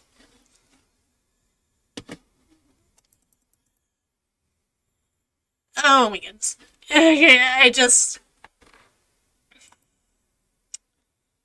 The first thing that I thought of, the reason why you would just say F, F bed, F room, F tree, is because you're calling it the fuck tree, the fuck room. Ugh! Because I have an evil mind. I have an evil mind. I have a depraved mind. Defense is also providing a photo of the F tree from a wider angle for the court to have perspective as to where the F tree is located relative to the bodies. That confidential photo has been marked as Exhibit 20. Are we ever going to see these exhibits? There probably will be like a motion that even if the trial were to end up being broadcast, which I would think that if the defense believes everything that they're saying right now, if the defense believes all of this, I would think that they would want this to be broadcast, but a motion will likely be made to say, well, these are really sensitive and we just don't, think that the public should be allowed to see these. And that's actually fair. But it's also very, very possible that they will at some point be unsealed. We'll have to see. Under Abby's left lower back, a shoe was found. The shoe was believed to be Libby's shoe. Under the shoe, a cell phone was found. The cell phone was later determined to be Libby's phone. This information was confirmed by the recent deposition testimony of Legit, Leesenby, and Holman. According to recent depositions taken of Sheriff Legit, the famous video of the person that many people call Bridge Guy was found on this phone. Additionally, allegedly found between the two girls buried under the leaves and dirt was a single bullet. The defense has provided 2 photos of the shoe and cell phone under Abby's legs and marked them as exhibits 21 and 22 and have been filed confidentially. Also, the defense has provided 3 photos of a bullet purportedly found on the ground between Abby and Libby and marked those photos as exhibits 23, 24, and 25. It should be noted that, as stated this move, the defense has no photographs of the bullet allegedly found between the girls after it was removed from the ground. No photo or video, for example, shows the bullet as it was being pulled out of the ground. No photo or video of the bullet immediately after it was pulled from the ground. No video or photograph of all sides of the bullet immediately after it was pulled from the ground. No photographs of the bullet next to a measuring device to show its length. No photos that show the bullet looks like once it was pulled out of the ground could provide proof that it is the same bullet that ended up in the evidence locker room. I have no idea the number of pictures that they often take, but I'm going to take the defense at their word here, and I'm going to assume that generally in most cases those are the type of photographs that you would see. And according to them, they took none of it. Hey. Defense, or state rather, what were you thinking?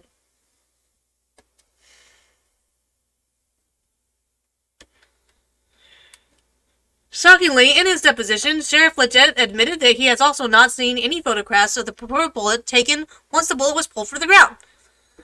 In other words, the only photos that the defense has found the discovery has received are of the bullet still buried in the ground. At this time, the defense has no idea if A, photos of the bullet after it was removed from the ground even exist, or 2, the photos exist but the state has not yet turned these important photographs over to the defense, or 3, the defense has missed these photos in the voluminous discovery. Either way, the defense has asked the prosecutors to please locate these photographs.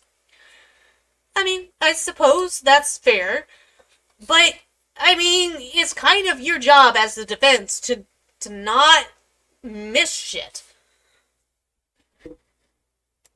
You know, go through it once, go through it twice. go through it 100 times. It is your job to know what is in there and what is not. Not just say like, well, we probably missed them. I mean, I don't know. It just...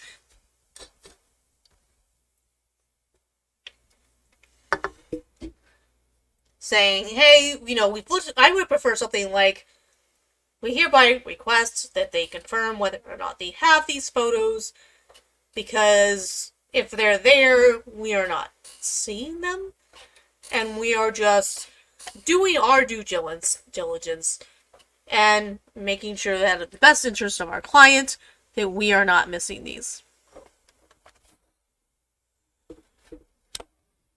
So...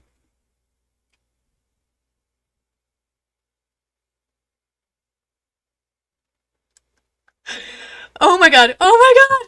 Ah!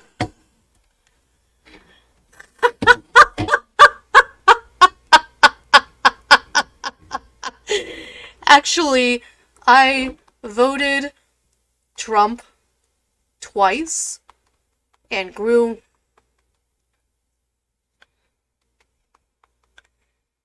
up in... somebody, Matt Crouch, just accused me of being a clueless... ah!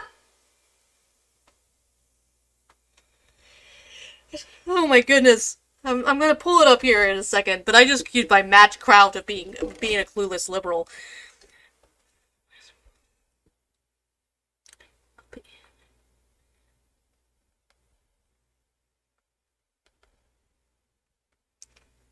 Conservative...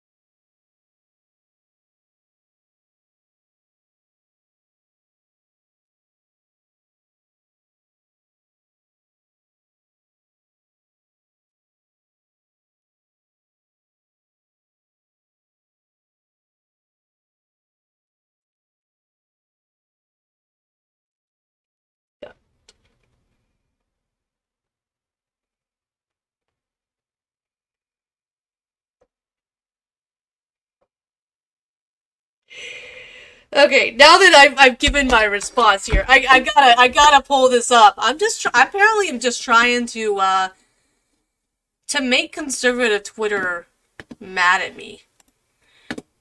So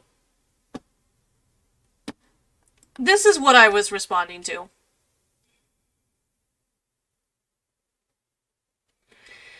For those who don't watch UFC, which, I mean, I just don't enjoy watching people beat each other up, so no. I haven't watched it, but, you know, you are free to watch what you want. You know, I'm not saying don't watch it. For those who don't watch the UFC, something incredibly happened last night. Bryce Mitchell, who's from Arkansas, while he was being introduced, brought a Bible into the octagon and yelled freedom. The commentator said that it was the first time that Bible had been brought into the octagon after he won. He invited Dan Ige, his opponent, to pray over the nations. He said he was donating $5,000 to Hawaii, brought the Bible back into the octagon and rebuked Satan publicly over national TV. It just, this just seems like a strange time and place to do it to me. If it's not to anyone else, God bless. The UFC wouldn't let him pray over the mic, but Dan and him dropped down to their knees in the middle of the octagon to pray. I'm so thankful there are still people out there who aren't afraid to speak the name of Jesus while beating each other. It's just, the time and place just feels weird to me. If it's not weird to Matt Crouch, God bless Matt Crouch. But it was weird to me. So my response was, so they beat the crap out of each other in the name of Jesus then. Which I suppose necessarily isn't accurate, but whatever. Why would a Christian want to risk seriously hurting somebody for money? That is strange to me, but it is a free country. I guess just the time and place is weird to me. No, they were not literally beating each other up in the name of Jesus. But it just seems, it's just a weird thing to me to do at that kind of event. It's like, you're beating the shit out of each other, which is not something that the Bible really encourages. I don't know. My mother never liked the idea either. I get it from my ultra-conservative mother. So shoot me.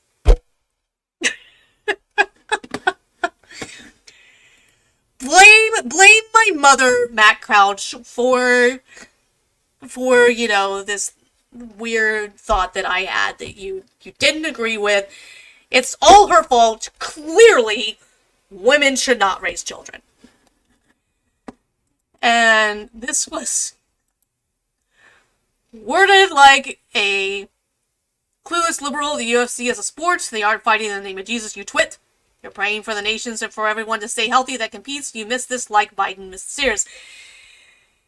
This is just a weird time and place to be bringing in the Bible and talking. You're praying for everyone to stay healthy. Oh, I'm not even showing this on StreamYard, am I? Let me show you. Okay, yeah, I'm showing it, but I'm gonna zero in on it.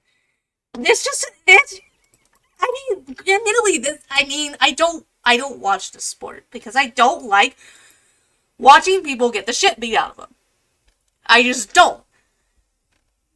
And so, you're praying for everyone to stay healthy, but you are the reason that you have to pray for them to stay healthy because you're beating the shit out of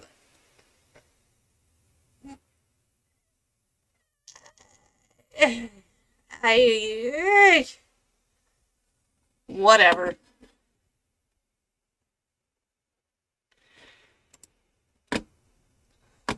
Whatever.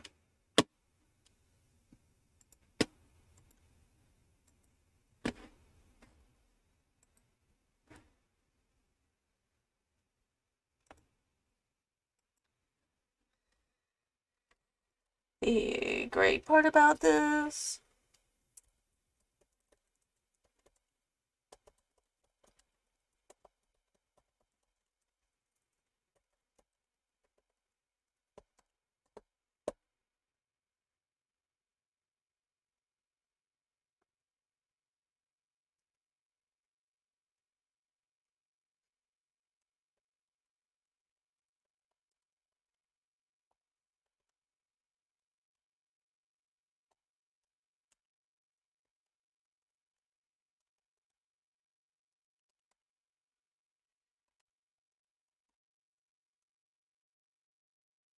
I think that weren't true, and making content on my at Rumble.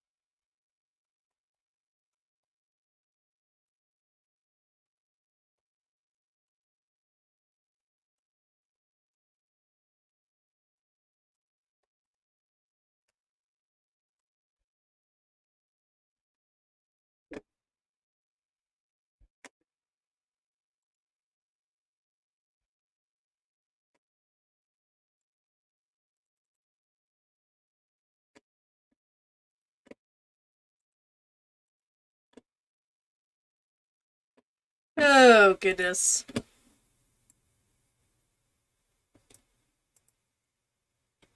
That was interesting. I'm not a clueless liberal, people, I promise. I seriously, I voted Trump twice. Maybe it's just that, weird thing about me when it comes to being a woman, that there are certain things that just don't appeal to me, and that I don't understand as a woman. I don't understand beating the crap out of someone, but also praying that everyone stays healthy. When the only reason that you need to pray for them to stay healthy is because you're hitting them. You want everyone to stay healthy, don't hit them! I mean, it's just kind of a weird... It's a weird thing to me, I'm sorry.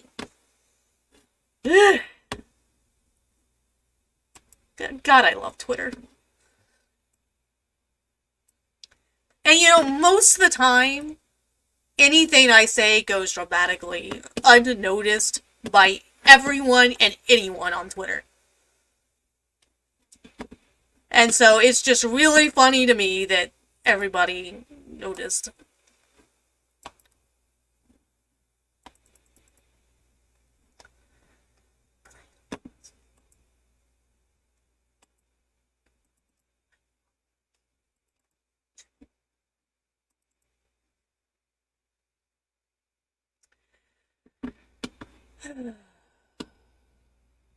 Goodness.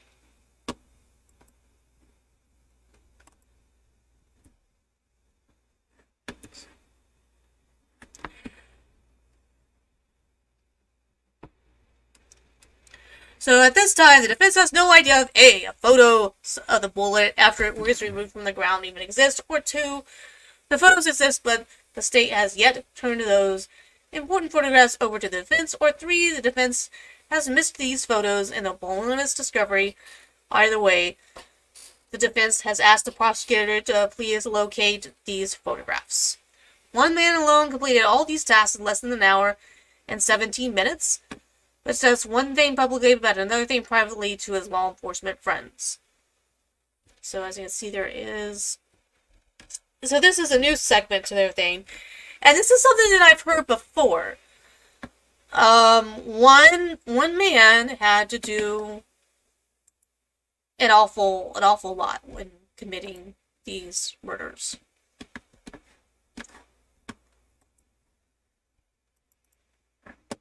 And that could very well be a fair argument to make. But again, as Chandler was saying, is that some of this seemed just not very professional.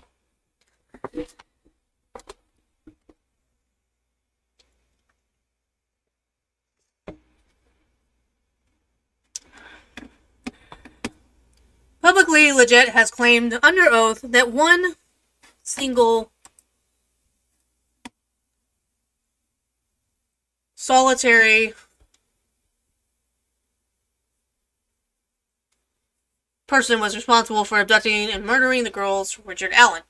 Claiming publicly that Richard Allen and Arthur Lowe would allow Leggett to continue proclaiming that these murders were not the result of a coordinated abduction and subsequent ritual sacrifice at the hands of a pagan religious cult.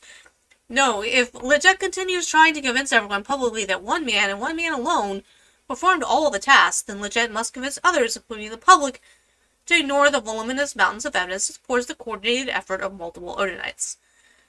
However, you will learn later in this memorandum that Leggett claimed that one man acting alone, and certainly not organized band of cultists, murdered those girls, is actually not something that he legit believes privately based upon one-on-one conversations with other law enforcement.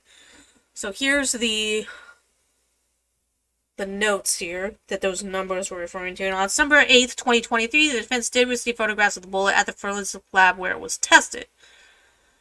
However, the defense still has not received photos of the bullet from the crime scene. A crime scene intention pulling out the bullet from the ground or placing it into an evidence bag as a standard practice, especially in a murder case. So Leggett's depot deposition, page 69, lines 11 through 18. I don't know if that's saying that that's going to be, maybe that's included here. Jerry Holman testified in his deposition that investigators estimated at the time of death rate is occurring somewhere between 2:30 and 3:30 p.m. Holman Depot, page 17, lines 6 through 21.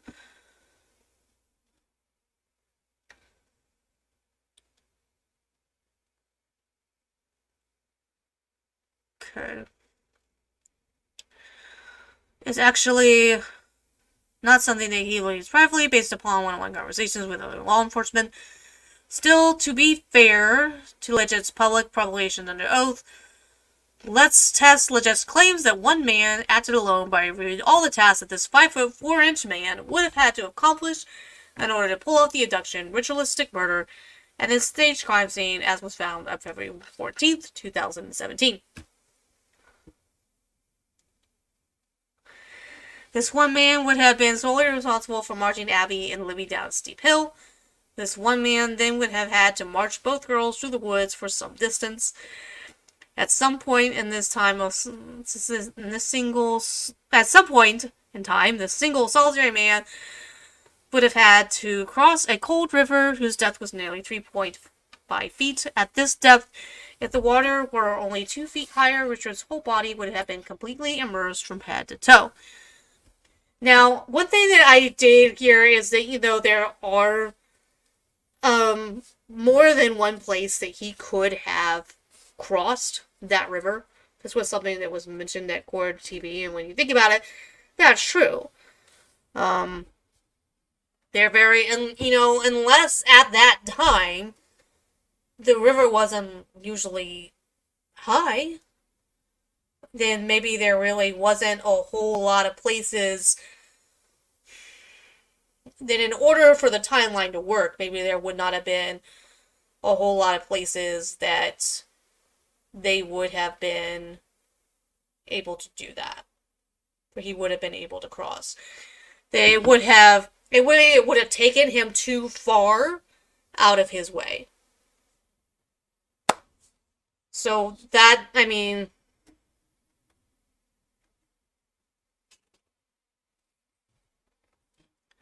relation to where the body was found, there would have been only so many places for him to conveniently cross. So, they could have a point in what they're saying here. It just depends.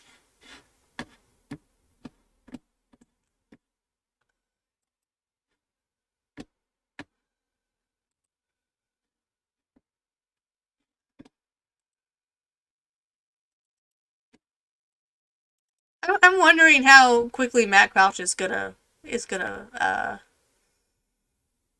block me.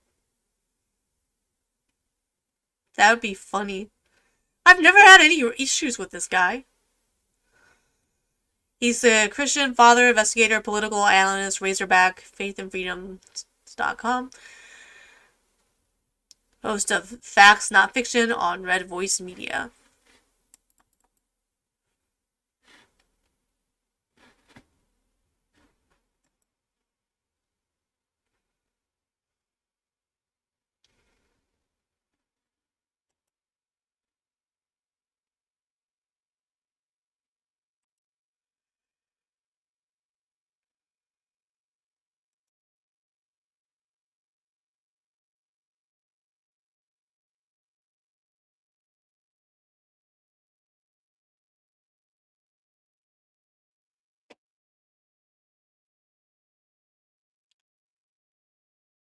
The only thing he's probably going to be disappointed about is that right now, this thing his quote tweet of me has 24 likes. I'm the only one that's bookmarked it. And I'm one of the 3 people who have posted it, and it has 3 comments. And it has been 20 minutes. So we don't even really get that much mileage out of it. That's unfortunate. That's just sad. That means nobody's gonna be talking about it from here on out. Oh.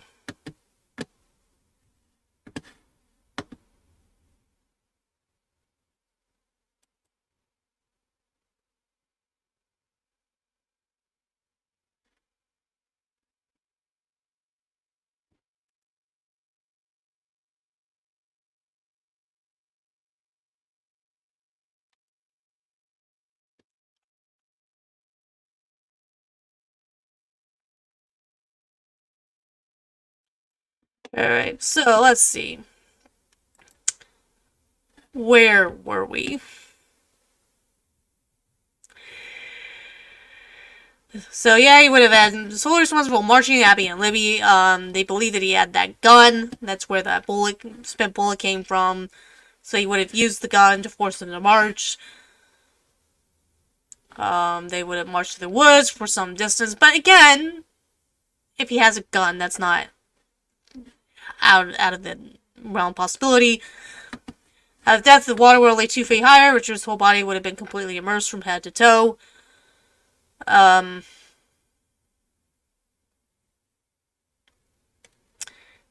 But I guess it depends on where it is that he would have had to cross, ultimately.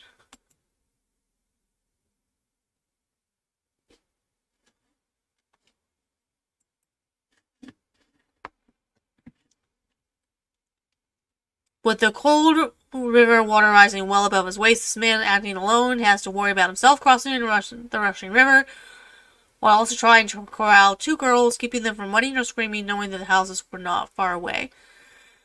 This man on his own would have had to then march the girls up to the side of the murders, while all 3, because of the depth of the water, were wearing undergarments, pants, shirts, jackets, socks, and shoes that were drenched with water from the river crossing. Once seeing the girls arrive at the murder scene, the single solitary person then somehow would have had to subdue either Abby or Libby in rope or some other restraining device in order to have the ability to kill the unsuspecting child without fear that the other child would run away or scream. Because of the lack of blood on the girl's clothing, each child would have had to have been completely disrobed before the single solitary man sliced his first victim's neck.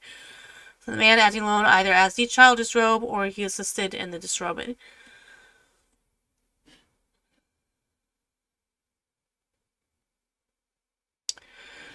Final attached exhibit 26, which is the U.S.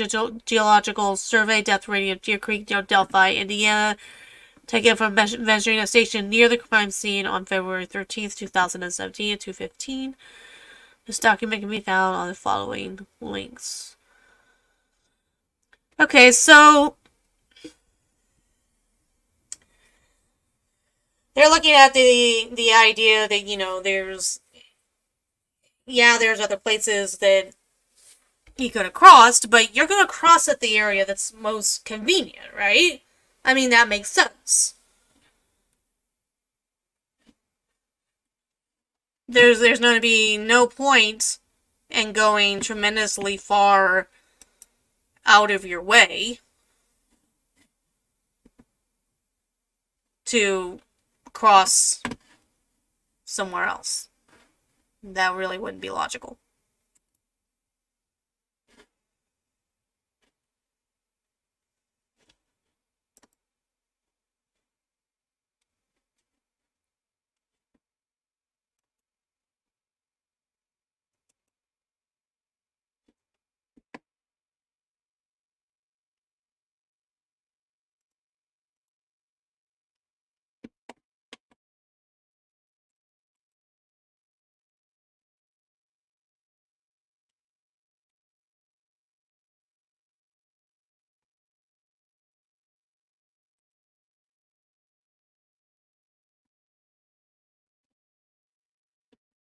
Sorry, I'm also trying to monitor this stupid situation on Facebook.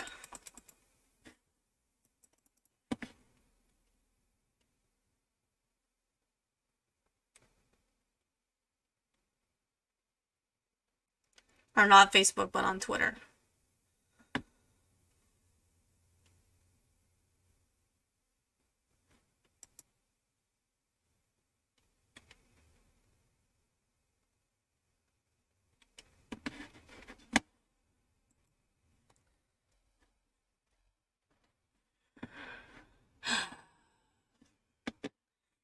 So, I mean,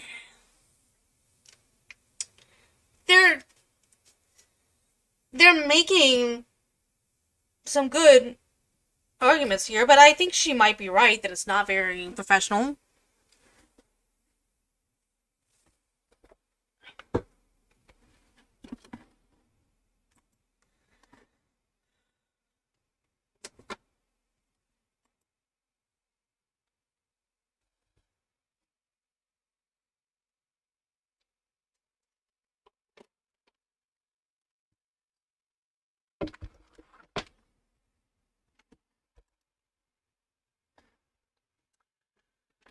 So I don't know if we're gonna read a couple more pages from this. But I think some of the other documents that we have here will better kind of sum this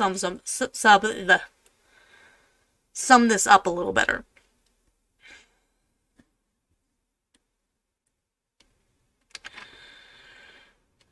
So, because of the lack of blood on the girl's clothing, each child would have had to have been completely destroyed, blah, blah, blah. Trooper Jerry Holman of the Unified Command has confirmed that both girls were naked at one point in time, as Liberty was found at the crime scene completely naked, while evidence showed that Abby at one point in time had her clothes off. Once the girls were disrobed naked in the middle of the forest in the middle of the day in February, and once he had subdued one of the girls to prevent her from running away, the man acting alone could finally kill the girls. This man, acting alone, would have to pull the ceremonial knife or whatever sharp instrument was used and inflict fatal injuries to the neck of the first child. It is unknown which child perished first, while the second child watched hopefully without screaming or becoming so hysterical that said child was uncontrollable. So, I mean, at this point, though, we don't, it's not clear to me whether they think that the children may have been knocked unconscious, may have been tied up. But it is a lot for one person to do. Does that mean that it's impossible? And that's one of the things that state would have to prove.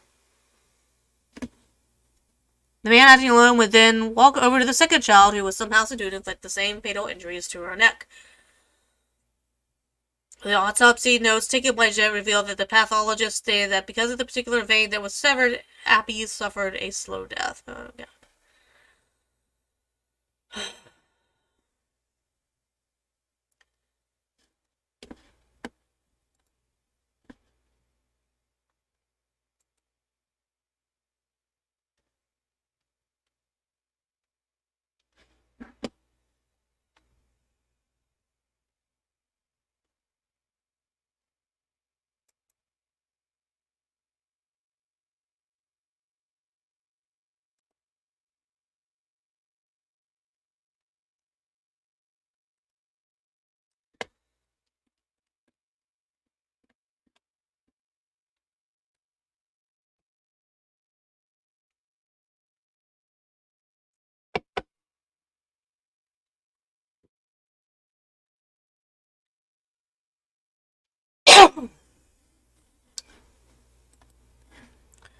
To give legit as much as death, to give legit as much as additional time needed to sell this preposterous story that one man committed all of these tasks. In a short period of time, we will presume that this one man, acting alone, took Abby's life first and Libby's second, so that he, the lone killer, could efficiently handle all the other tasks while Abby suffered her slow death.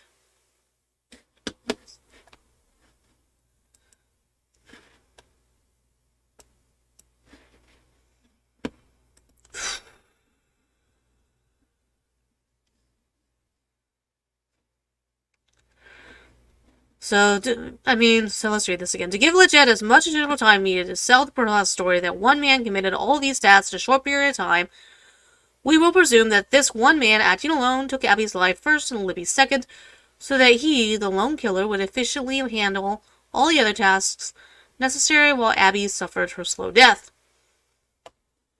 Additionally, even after Abby finally would have died, the man acting alone would have had wait enough time so that the blood escaping from Abby's neck would stop flowing, as there was little to no blood found on any of the clothing Abby was wearing other than around the neck area, both undergarments and outer garments, meaning that the single solitary man likely clothed Abby's dead body after the flow of blood ceased. My cat is trying to walk all over everything.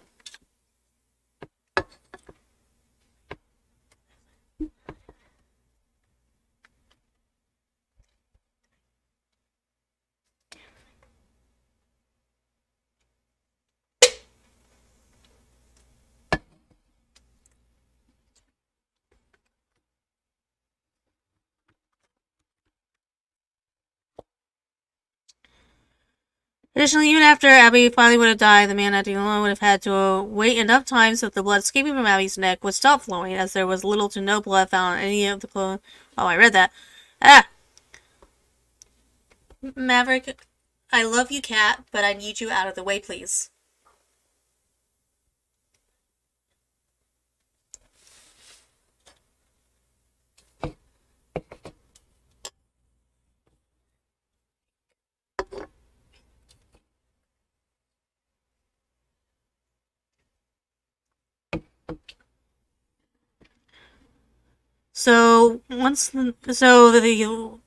She was laid to rest in pose, and when the man acting alone placed sticks on her body. While waiting for Abby to die her slow death, the man acting alone would have then used a ceremonial knife or whatever sharp object he used to inflict Abby's fatal injuries at the base of the F tree, where Libby's blood was found.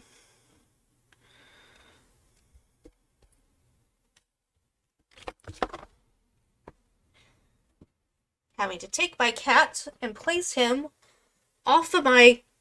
And he just bit my elbow because I took him off of my desk. Well, I'm sorry, but you're blocking my screen, and I need to read my screen. So, there. Oh my goodness. I tell you, y'all.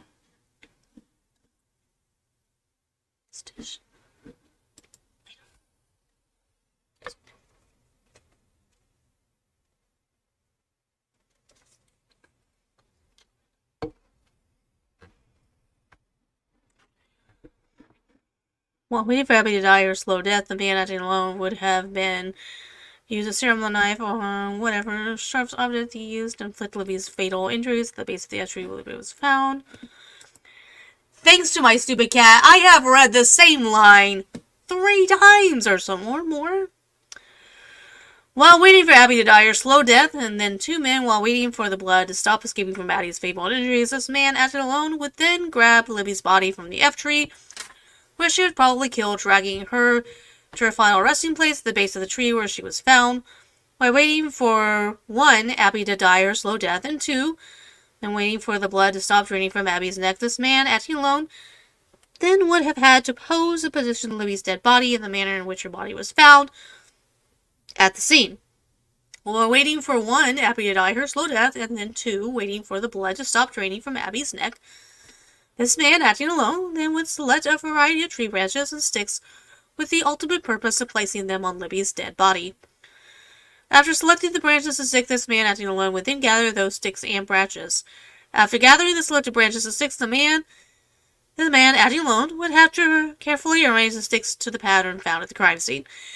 To me, they could have just worded this a lot better. Like, you could have said, in order for the story to work, 1 man acting alone would have had to have done the following. They didn't have to keep saying, the man acting alone, the man acting alone, the man acting alone.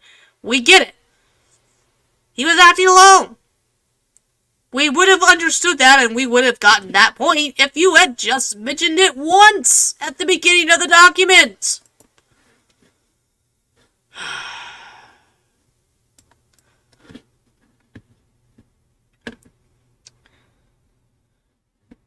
So, blah, blah, blah. Found at the crime scene. The man acting alone would have taken the largest and longest of the branches and used his dexterity to lift the large branch over Libby's left shoulder next to her head. Next, the man acting alone would have taken a smaller stick and placed it under Libby's neck and on a straight line from Libby's right shoulder to her left shoulder, but over the previously laid out larger branch the man acting alone had placed over Libby's left shoulder described in 14A. Next, the man would have to grab one of the longer sticks and place it on Libby's right thigh near her genitalia. The stick would then be placed alongside the right side of Libby towards her head, but over the shorter stick discussed in 14C above. The stick starting near Libby's genitalia would form the right half of the V, along with the stick discussed in 14D. Next, in order to form what can be described as a V, the man acting alone would take in another stick, place it on Libby's left thigh near her genitalias, and connect it with a stick described in 14C to form the base of the V. Then, this man would run the stick essentially along the left side of Libby's body, over the large tree branch that's mentioned in 14A. This stick placed on Libby's left thigh would also connect with, and in fact may be attached to, as the photo makes it hard to tell, This is the stick described in 14b. At some point in time, once the blood draining from Abby's neck had stopped, this man acting alone would then have to gather the discarded clothing from both girls. This man would then have had to redress Abby's dead body, starting with the undergarments Abby was wearing without leaving any blood. His, Abby's, or Libby's. On the undergarments stepped around the neck where Abby had been mortally wounded. This man acting alone would have to use his dexterity to lift Abby's dead body in order to maneuver the first brawl onto Abby's dead body.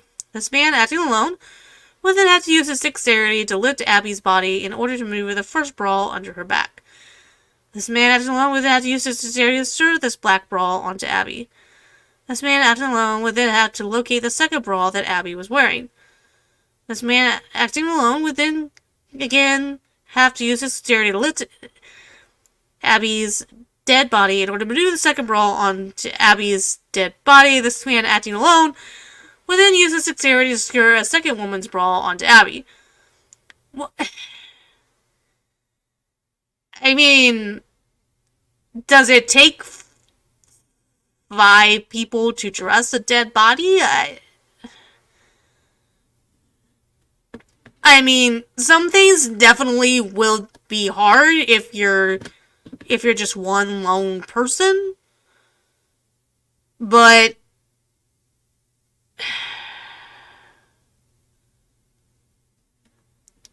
I mean, to me, they're stretching it just a little bit,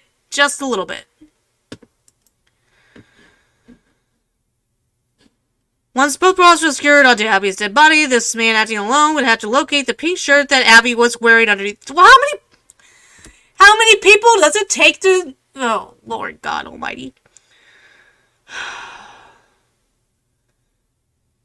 This is getting a little bit absurd.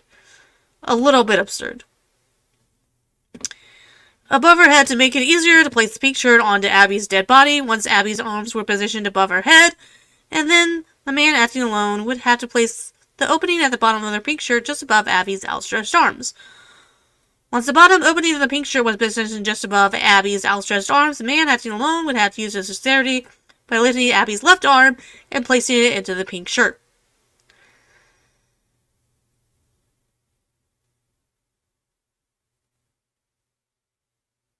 So they had some notes here about the brawls. Abby was wearing 2 brawls. The first brawl on top of Abby's skin, but under the second brawl was... Wait a minute. Okay, so the first brawl on top of Abby's skin, but under the second brawl. Okay, the first brawl was a traditional looking black brawl on top of Abby's skin, but under the second brawl. Okay, the second brawl was found on top of the black brawl and under a pink shirt. Okay. The second brawl was what the defense would call a gray sports brawl.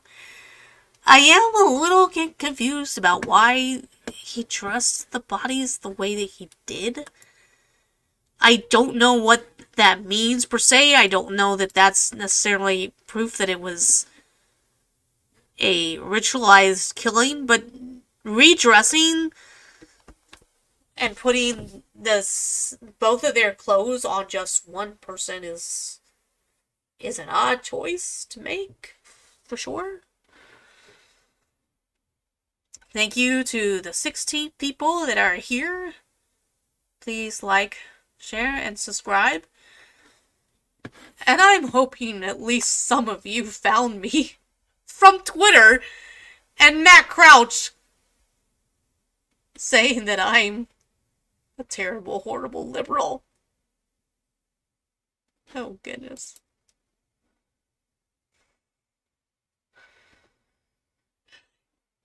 Everything about me is my evangelical mother's fault.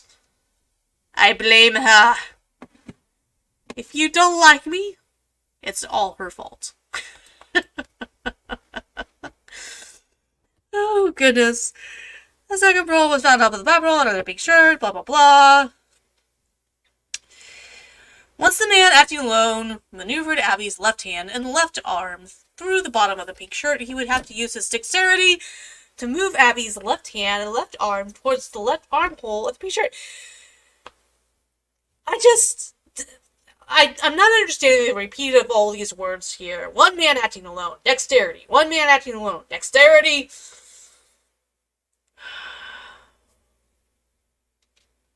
Patsy can't obviously have all this dexterity going on. And for those of you that don't know, that's what we're calling this man accused of the murders. We're calling him Patsy because the defense says that he is being used as a patsy. Oh my god. This is so painful to read. Once the man acting alone had used his dexterity to maneuver Abby's left hand and left arm towards the left armhole in the pink shirt, he would have had to use his dexterity to pull the left arm through the left armhole of the pink shirt. Once the left arm was successfully pulled through the left armhole of the pink shirt, the man acting alone would have had to use dexterity by picking up Abby's right arm and placed it at the bottom entry hole of the pink shirt. This really isn't funny. It's just the idea that you have to keep stressing, like, is it inordinately hard and require a lot of dexterity to put on a shirt that requires 5 people to put on the shirt? I don't understand. I'm really, really confused. But I am a woman on the internet that, according to Match Crouch, is an ignorant liberal. Even though I'm not. Anyway, I digress. Once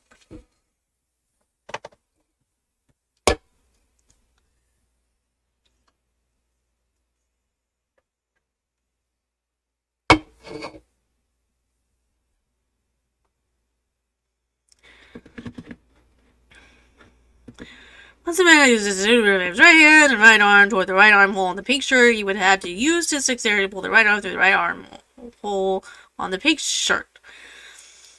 Once the man acting alone had successfully maneuvered his right and left arms through the armholes, then he would have to use his dexterity by using one hand to lift the upper portion of Abby's body, while using the other hand to pull the pink shirt toward Abby's midsection until the shirt was properly dressed on Abby. Well, I mean, yeah, there's a process to putting on a t-shirt.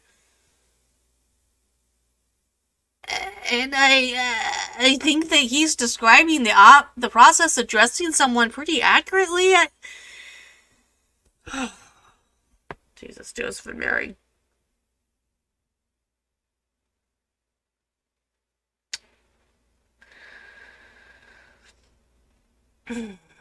Additionally, the man acting alone while using his one hand to pull the pink shirt towards it would have had to lift Abby enough off the ground to avoid getting any dirt on the pink shirt, as the photographs show that the pink shirt was clean. I mean, so I guess she was late? Well, then how on God's green earth was it they were ever laying on the ground to begin with?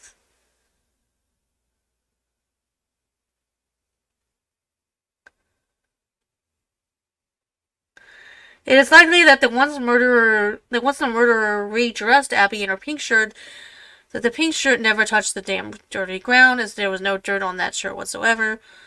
Unlike the wet dirt found on Livy's backside and the wet shirt also found on the sweatshirt Abby was ultimately dressed to it.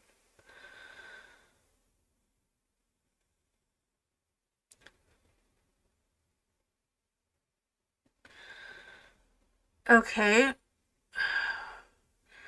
So the reason there was no dirt on it is because on top of that shirt, she was also wearing a sweatshirt?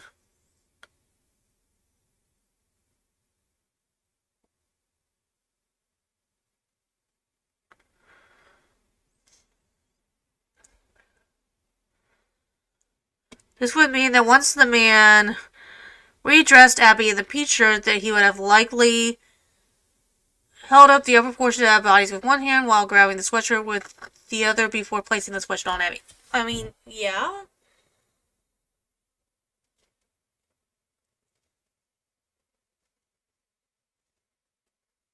mean, it just seems like that he held her up in a like. I mean, that doesn't necessarily take two people to do that. This would mean that once the man redressed Abby in the pink shirt, then he would have likely held up the upper portion of Abby's body with one hand, blah blah blah. In order to put the sweatshirt on Abby, once he was able to locate Abby's sweatshirt, then this man acting alone likely positioned at least one of Abby's arms above her head, so as to make it easier for this man to put Libby's sweatshirt on to Abby's body.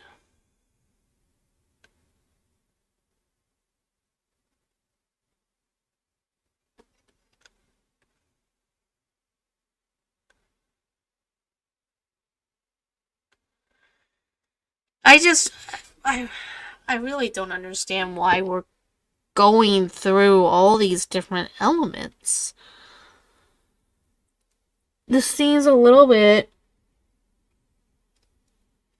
over the top to me, and I'm not sure that it would have only taken one person. It seems to me that it's totally possible that it would have only taken one person to redress them. Like, this is just really weird. It's very weird.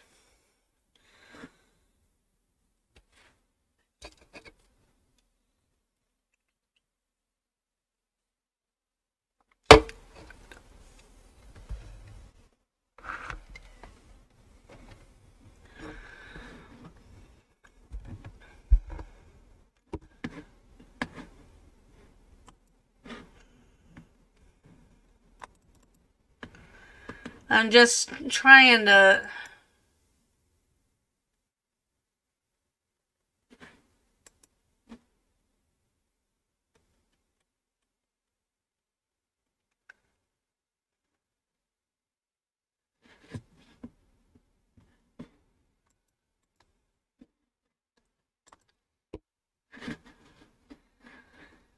I'm trying to understand...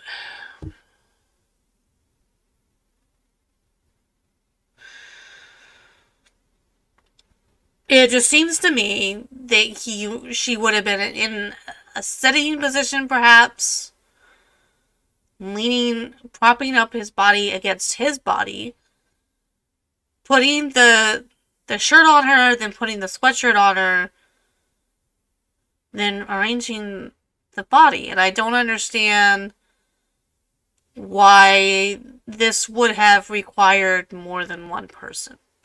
Because that's their whole argument here. There's no way that one person could have done this.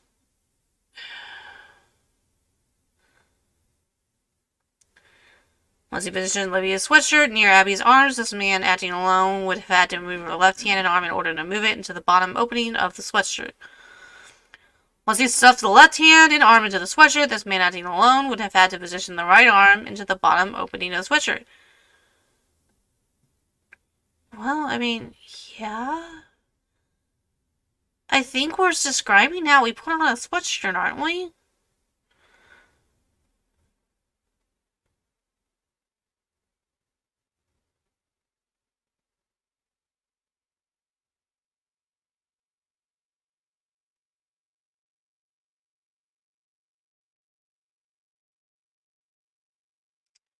It would be interesting for someone to try to take a life-size doll and reenact what it is that they're describing here. And to show how it could be done. Oh my god, if they end up doing that in this trial... Oh god. Oh lord. This trial is going to turn into an absolute spectacle. I'm calling it now.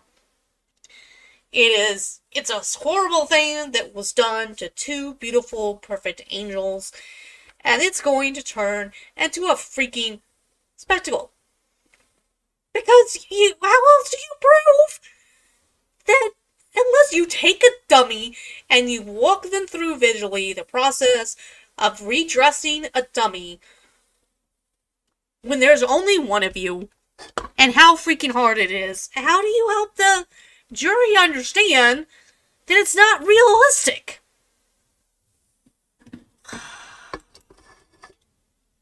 Oh, good lord. It's gonna be like when in the Gwyneth Paltrow lawsuit, when the lawyer tried to reenact what it would have looked like for the guy for one skier to bump in behind another skier. And it was like, it was super weird. It's just like, is this really happening? It was really happening.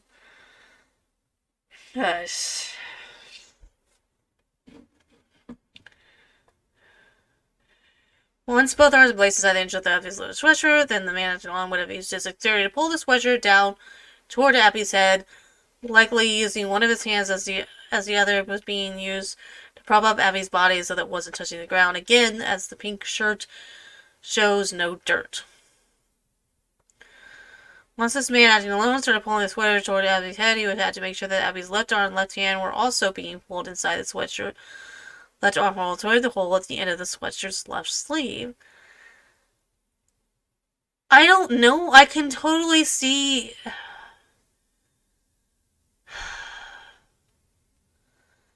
I guess when I'm thinking of doing it myself, and it has to go over my head, I put one arm as far as it'll go, and then I pull the other shirt up as far as it goes on my other arm until my hands are through the sleeve.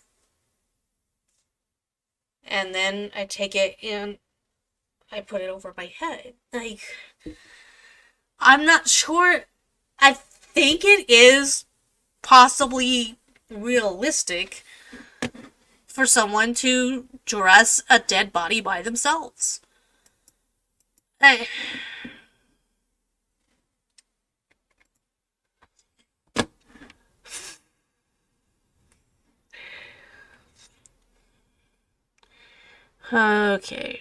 Once the man acting alone had safely guided both right arm and left arm into the respective armholes, then the man would have to use the exterior to lift Abby's body with one hand, while using the other hand to pull the sweatshirt down toward Abby's midsection, making sure it was pulled over Abby's head. I'm just not sure that that's entirely...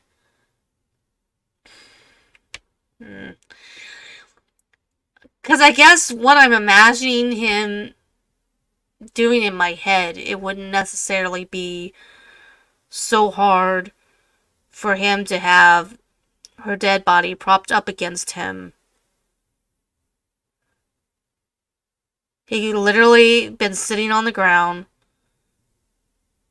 having her kind of in a sitting position in between his legs, and her dead body leaning up against him. And then he would have put her arms in the holes, one after the other, and then put her head through the hole and pulled it down. Like, I don't understand.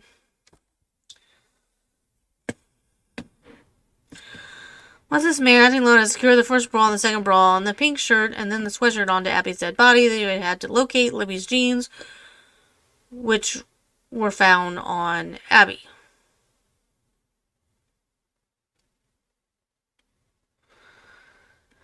He's literally describing how he trusts out. Is it harder to dress a dead body than what I think it is? I mean, I've never dressed a dead body, so I don't know. But is the process literally harder than what I know it to be? Like, this is just insane.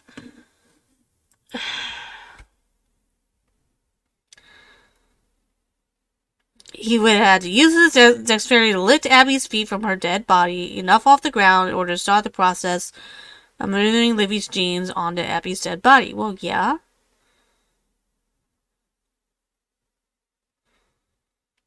First, the man acting alone would have lifted either the right or left leg and foot into the opening of the jeans. Well, that's how you put on jeans. I mean, does it really take 5 people to dress a dead body? God.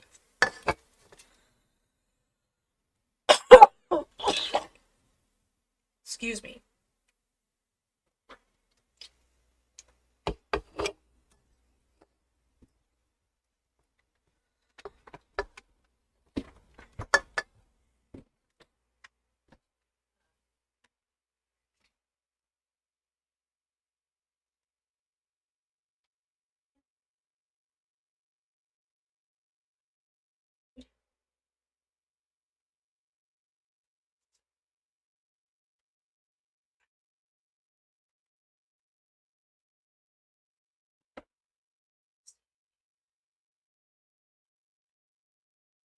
I will be right back as I need to get more to drink because I'm coughing so much.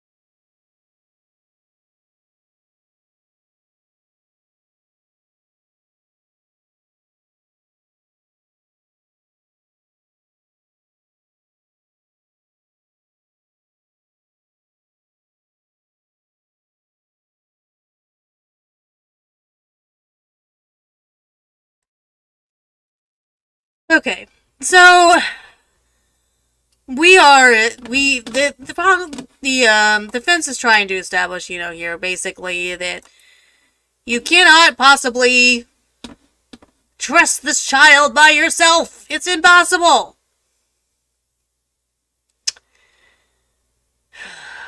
God.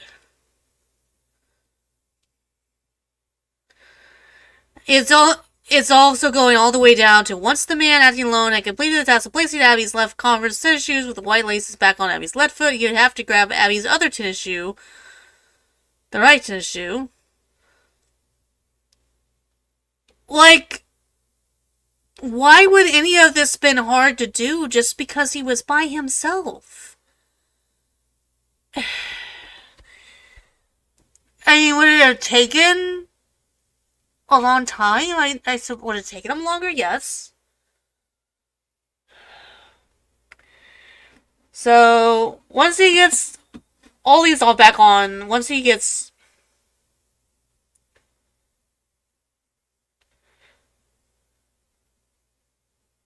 And Abby's right to show you how to use his dexterity to lift with one hand while using the other hand to place Abby's right converses on Abby's foot.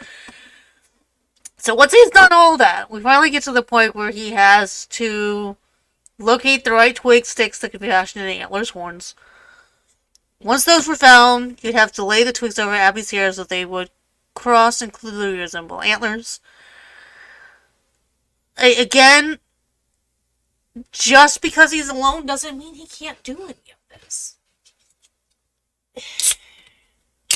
It would have taken longer, yes.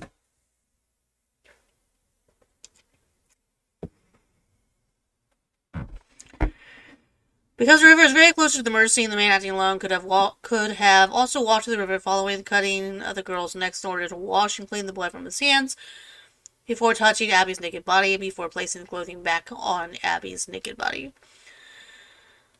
Another possible explanation as to how Abby had no visible blood or her body or her clothing other than near the site of the wound is that the man acting alone had hanged Abby on a tree straight near up by her feet. And here's a footnote on 29. In one crime scene photo, a yellow rope can be viewed. This photo is attached and marked as Exhibit 28, filed as confidential.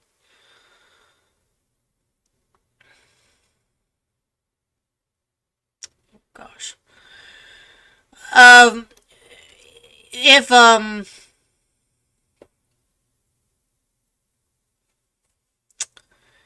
It depends on what markings might be around her feet. But I would assume that they would have tested the rope for DNA. But here's something that I feel is important and could be the kicker in this entire thing. This method, consistent with pagan sacrificial rituals found on Brad Holder's Facebook page, would allow the blood to drip out of Abby's neck more quickly and would also prevent the blood from desecrating Abby's body, especially if the man acting alone was able to hold Abby's arms away from her body as the blood spilled out of her neck.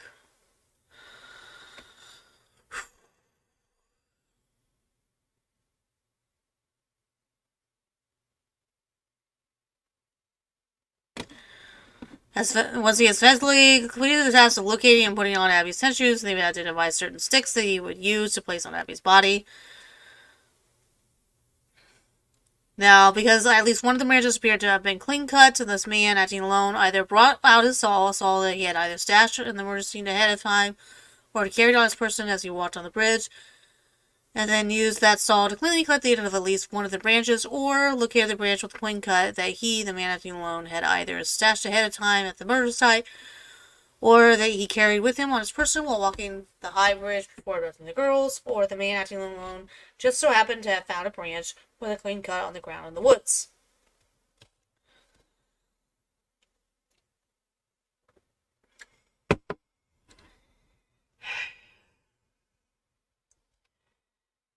So, I mean, did you have to have, like, 20 people assigned to do all these different things?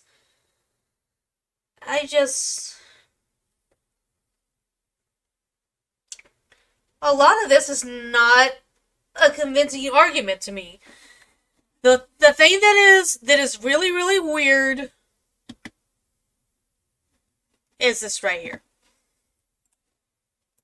It is very strange that he would have anything like that. Oh wait, I had the wrong thing. It is very, very strange that he would have anything like that on his Facebook page. That's a little weird. Could it all be one big fat coincidence? Yeah. But that's a little weird.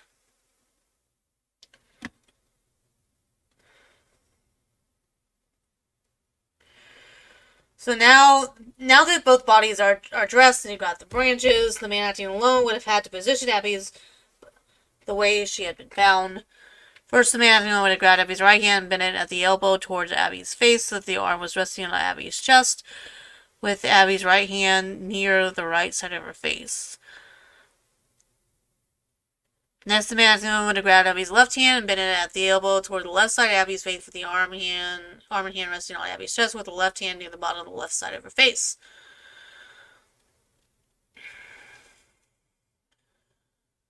Once the man acting alone positioned Abby's right and left arms in a specific way that he wanted, then he would have taken Abby's right leg and bent it at the knee. Again, it's just the constant repeating, acting alone, acting alone. When the things that he's describing are things that you can do by yourself. It does not take 10 people. They could have made their point in a much shorter fashion. I think that the judge is reading this and wanting to pull his hair out.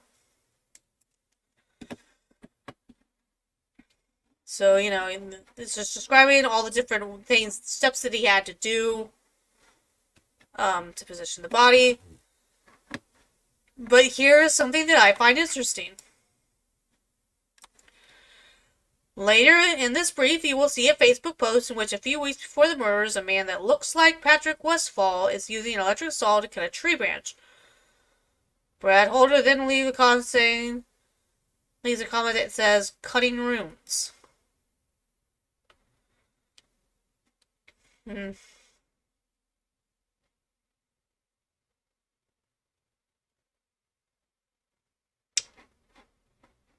If it was a man that looked...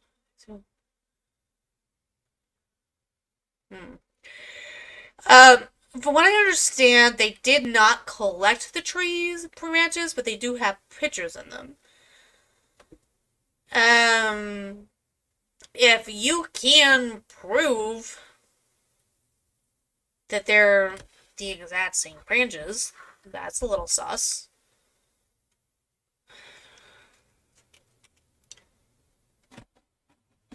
They're just really trying to lay it on thick here to sell this the best they can, and I'm not sure that it's hitting all the right marks for me.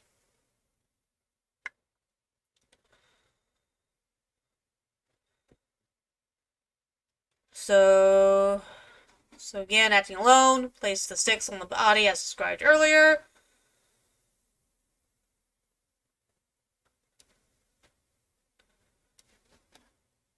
Going through everything he would have done by himself. The big issue is how long it might take for one person to do that. If it can all be done by the date and time of when the bodies were discovered, I just don't think that it's necessarily impossible that all of these things would be impossible to do by yourself.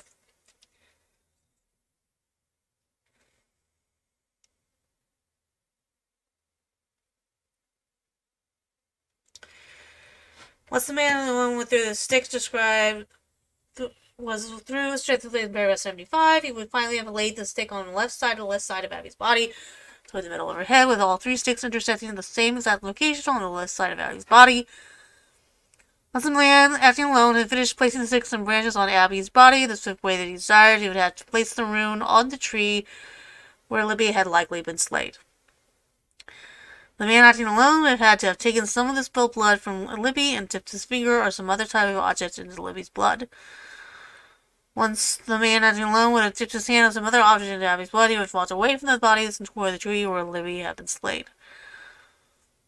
Once the tree where Libby had been slain, the man acting alone would have taken his finger dripping with blood or the tool dripping with blood and would have painted a line, maybe a foot-long straight line down the tree trunk about 4 feet above the ground.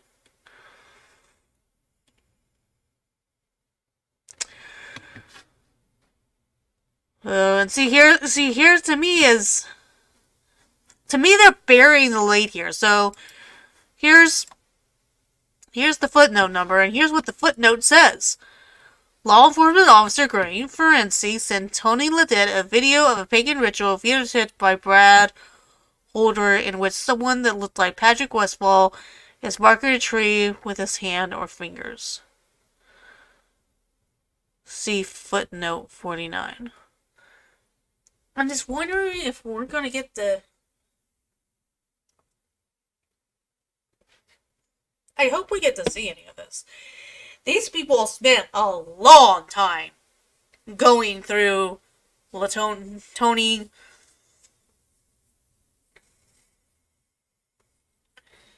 And it gets devices. Like, how did they even... did they need to get a search warrant for all that? Like, I have questions.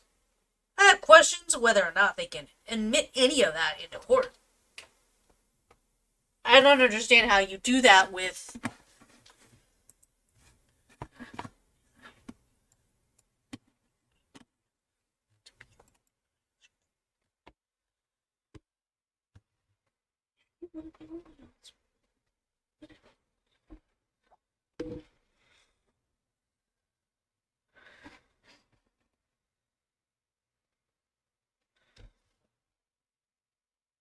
Once the painting of the rune on the tree was completed using Livy's blood, the man acting alone would now locate certain clothing items that he did not place on Abby, but were still on the ground, including Abby's jeans. Once he located those certain clothing items, he would gather them. Once the man acting alone gathered the remaining clothing items, he would leave the immediate area around the crime scene and walk to the river. Once the man acting alone reached the river, he would toss the clothing items into the river. I'm curious of whether or not they ever...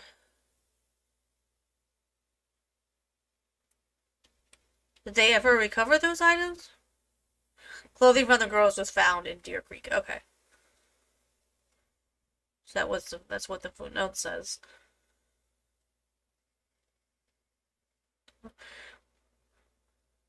He would have to walk back up to the crime scene, canvass it to make sure he left nothing behind. Or he could have not bothered to canvass it at all. We don't know. That's a huge assumption on his part. Once the man acting alone made sure they left nothing behind, including his DNA, hair, fingerprints, and shoe prints, the man would be able to leave. Once the man acting alone was able to leave after exerting all the energy needed to complete all those tasks, he would have to walk up a steep hill for several hundred yards, through some thickets and brush until he was able to get the road 300 to north. Although this man acting alone was somehow smart enough to keep his DNA, fingerprint, footprint, hair, and other evidence out of the crime scene, this man acting alone was apparently dumb enough to decide to walk down 300 north in the middle of the day, headed west, easily visible to the public and easily visible to anyone trying a vehicle on 300 north, like Sarah Carball. Once the man acting alone was able to make his way onto 300 north to walk down the road in broad daylight, open to the public, rather than in the woods under cover, this man then walked some distance westbound on 300 north before allegedly being spotted by Sarah Carball at 3:57 p.m.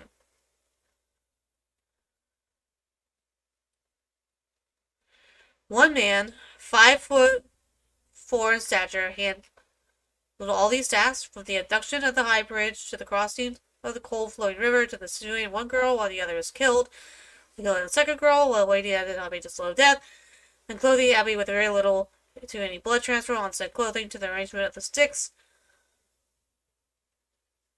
into runes, to the painting of the F rune on the tree, to the throwing of the clothing items into the river, to the departure of the crime scene, and finally traversing hundreds of yards through the forest and then up a steep hill, and then another 100 or more yards until finally reaching 300 north, all the while being so careful as not to leave DNA or other references behind. Were all these acts committed by one man acting alone? All of these things occurred between 17 minutes and 1 hour and 17 minutes after the girls heard the phrase "down the hill" at approximately 2:13 p.m. Again, not plausible. Okay. So now, I get what their point is. Their point is here is the timeline.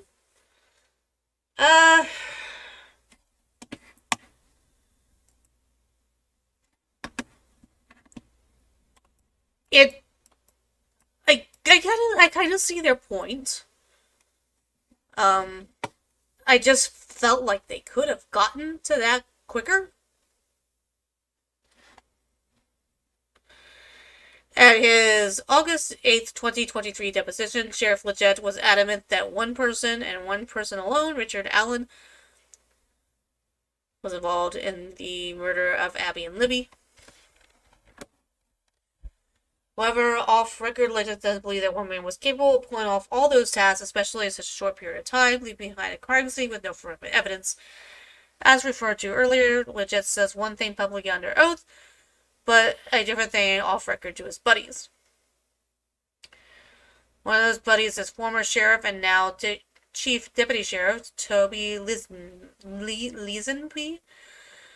The day after Legit's August 8th, 2023 deposition, Lisenby was subject to a deposition. When Toby was asked his deposition how many people he believed were involved in the murder of Abby and Libby, Lisenby provided a different answer than Legit. He indicated that at least 2 people were involved.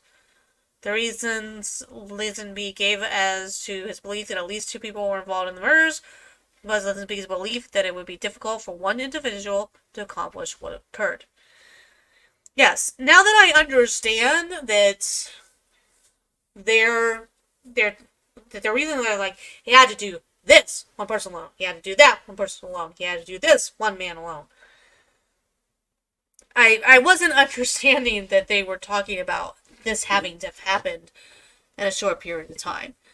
Because I wasn't understanding that it was considered just a very short period of time that these girls had been dead before somebody was seen walking on the road.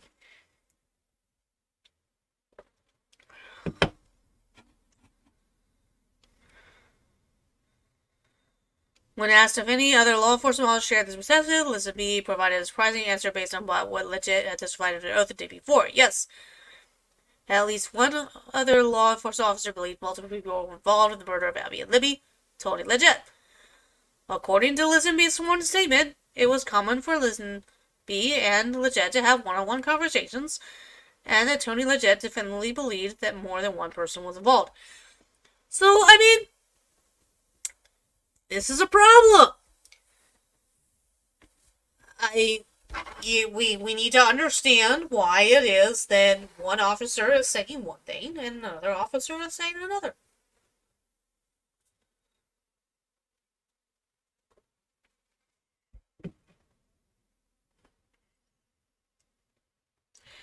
Tony Legit, who just the day before claimed that only one person was involved in the murders, probably behind the scenes, was saying something altogether different in one-on-one conversations with his law enforcement friend.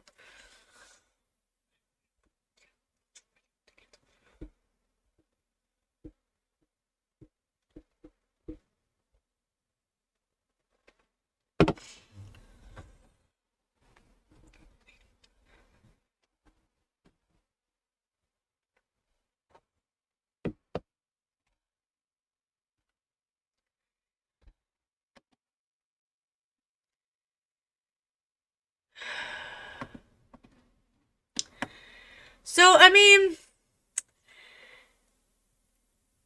this is a little bit of a problem, potentially, for the prosecution. Because I'm assuming that you would generally call these officers to testify, and unless for some reason they are barred from doing so,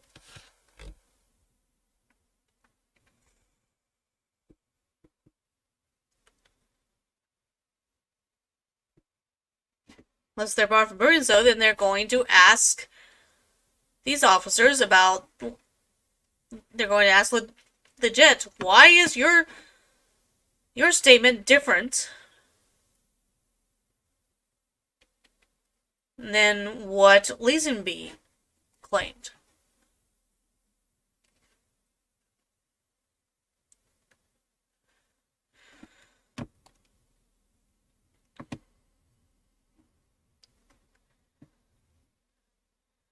If a cult consisting of... Wait a minute here.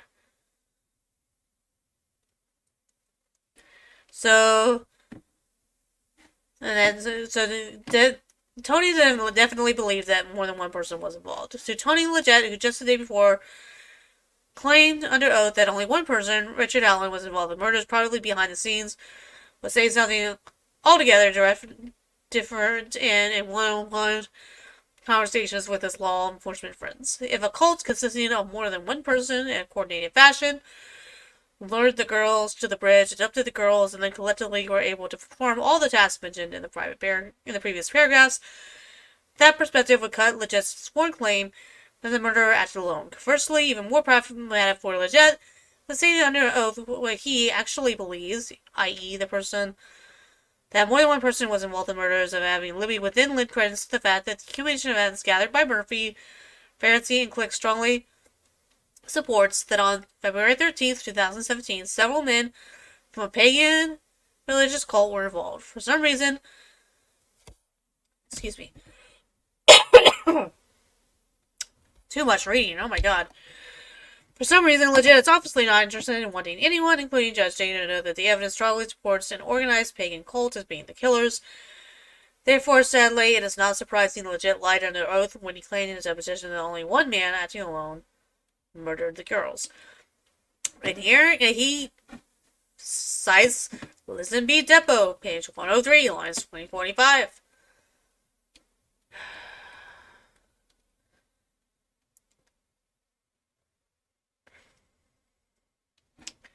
And I'm assuming that they have the other...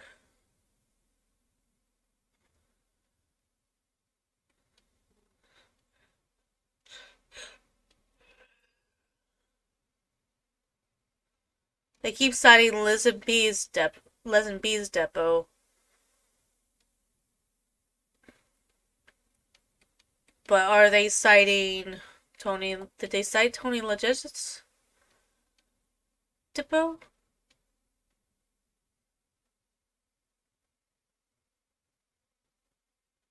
Weird.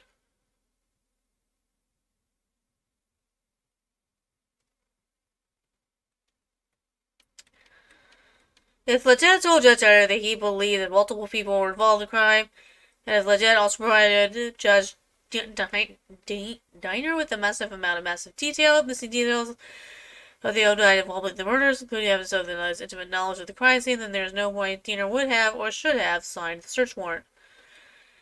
This court will be considering whether Leget intentionally or recklessly concealed information and intentionally fabricated facts in his affidavit for search warrants.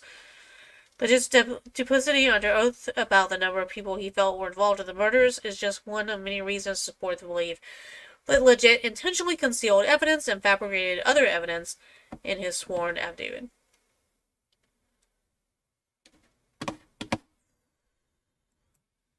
But why are they not? Because unless I've missed it here.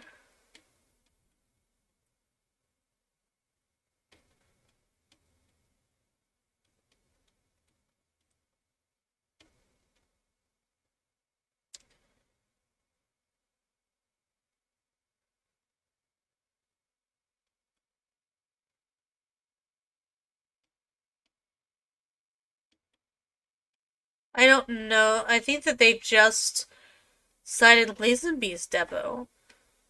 They're not...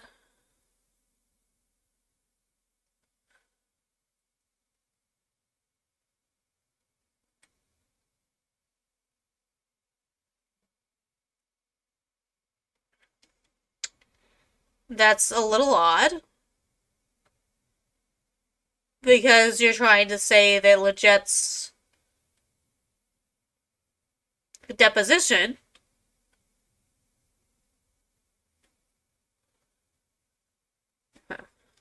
Okay, so this is all the evidence that is connecting to the...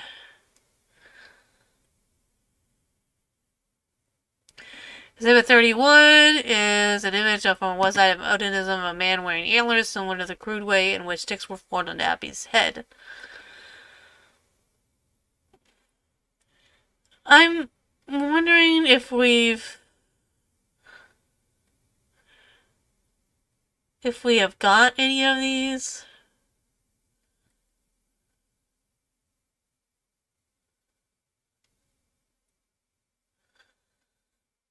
Or if they're all private. Let's just go.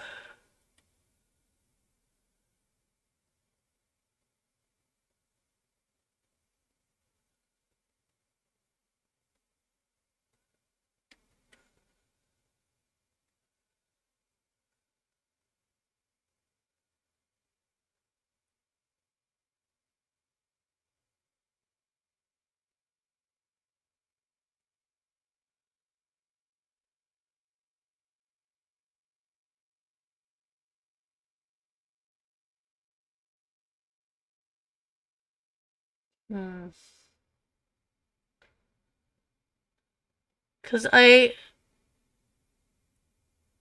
what is this here?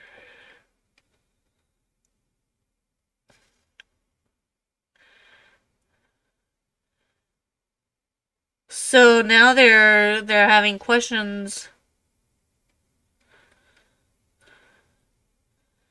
Someone named Holder's up, but I was not scrutinized as what's it called that Holder recruited mentally infirm Evans Seals to assist in the Johnson murders while Holder tried to stand behind a shady alibi.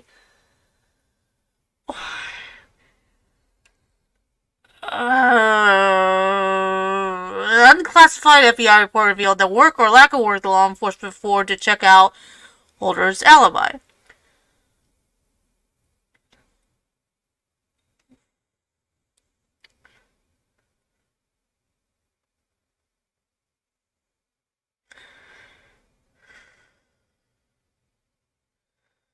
Selling waters as exit 65. See, I want to see actually all these actual freaking exhibits. I feel for the judge having to freaking read all of this.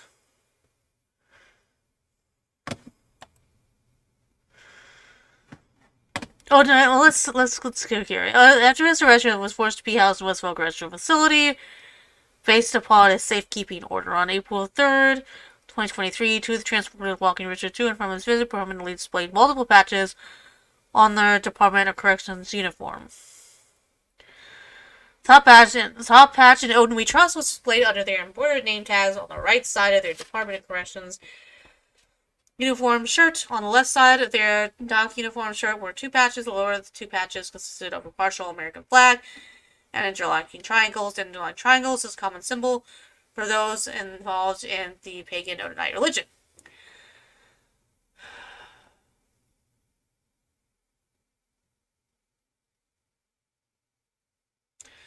At that time, April 13th, the defense was fully aware of the Odinite involvement in the murders, but law enforcement would likely not have known that the defense was aware of the Odinite involvement, to explain why they felt comfortable wearing the patches.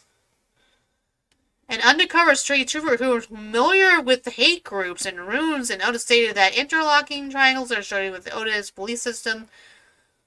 Depot of undercover state trooper page line 11 through. Oh, okay. So I thought maybe he was confirming the undercover state trooper was confirming who these people. Okay, never mind. Not really. Here are the patches worn by the guards. The images below the patches worn by Sergeant Robinson and Jones were found on Etsy. These patches can be purchased off Etsy.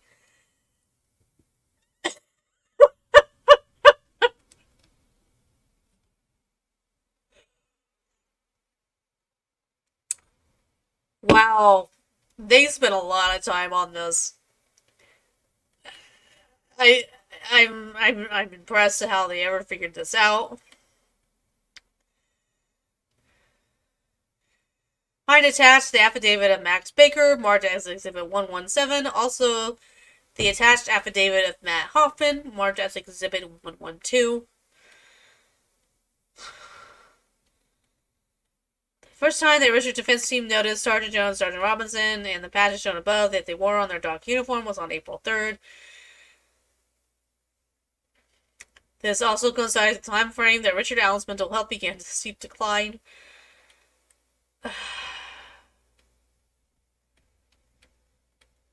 This is just wild.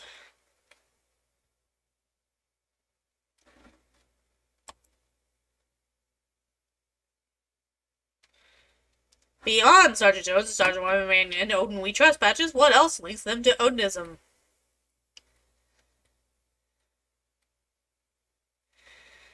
Sergeant Jones and Sergeant Robinson's relationship with Odinism went beyond the patches that they each proudly displayed while transporting Richard Allen to and from his returning visits. I want to see these things. My goodness.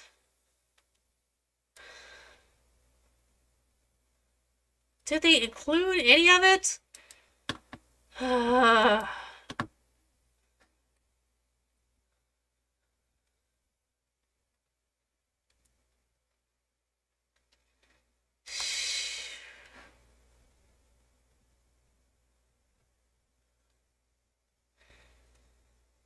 Oh gosh.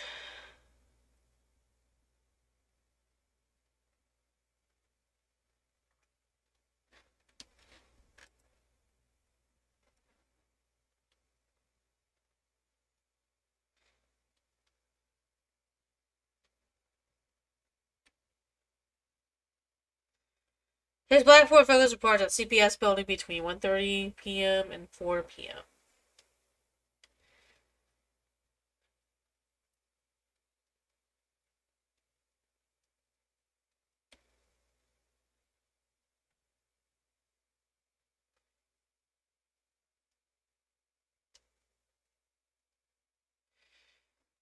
Ugh, this is so wild.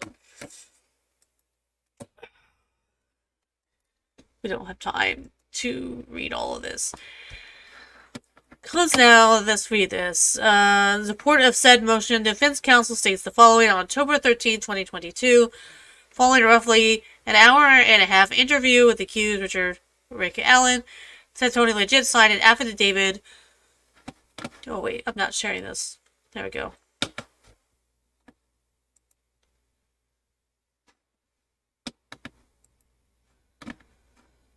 October 13th, 2022, the following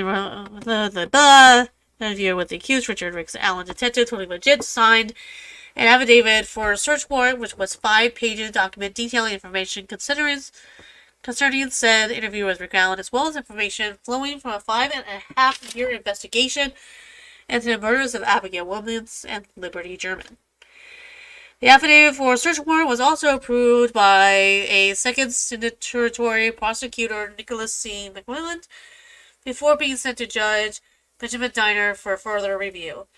The purpose of said affidavit for search warrant was to provide a sworn statement containing information from the lengthy investigation that would convince Judge Benjamin Diner that a reasonable belief existed that evidence of said murder would be found in Rick Allen's home and vehicle.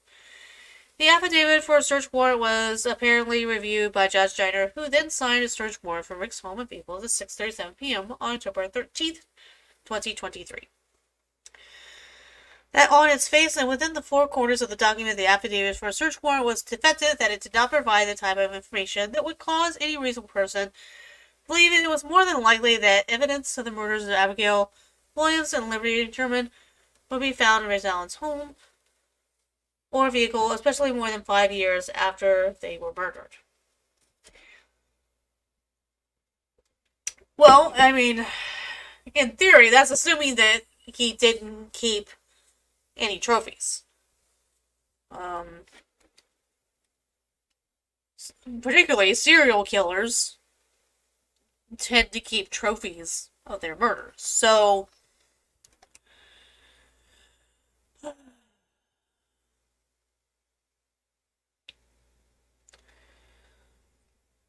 I just don't think that you can arrest somebody for murder and not conduct a search warrant. That's just,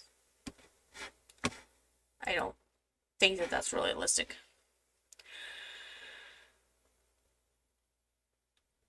Judge Jeter erred in signing said search warrant. Therefore, any search of Rick's home and vehicle was illegal. Therefore, all items seized pursuant to said illegal search should be suppressed.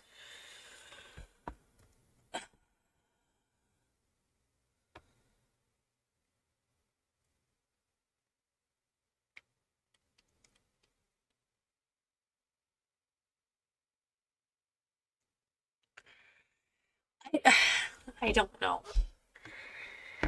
I don't know that they're going to be able to convince the judge to go along with that. Therefore, any search of Rick's home and vehicles were illegal. However, making matters far worse, Detective Tony Legette chose to hide crucial information from the search warrant affidavit and provided false statements in said search warrant. The defense is required to make a substantial preliminary showing that omitted or false statements were made knowingly or intentionally or with reckless disregard, and if the trial court concludes that said omitted facts or false statements were necessary for the finding of probable cause, the trial should get to that hearing on defendant's request. Furthermore, Indiana courts have held that when material information that's omitted from a probable cause affidavit and such omissions will invalidate a warrant if 1. The police submitted facts with the intent to make the affidavit misleading or with reckless disregard for whether it would be misleading, and 2. The affidavit supplemented with the omitted information would have been sufficient to support a finding of probable cause. Rather than hiding said information from the judge, from Judge Jeter, had Leggett actually included said information within the affidavit for a search warrant, then Judge Jeter most certainly would not have signed a warrant, as the hidden and false information was the type of information that any reasonable person would have known was the kind of thing the judge would wish to know.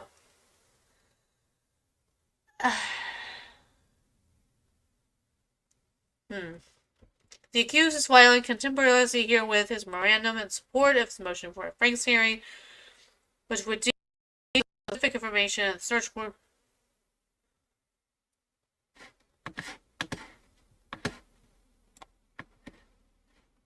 Why did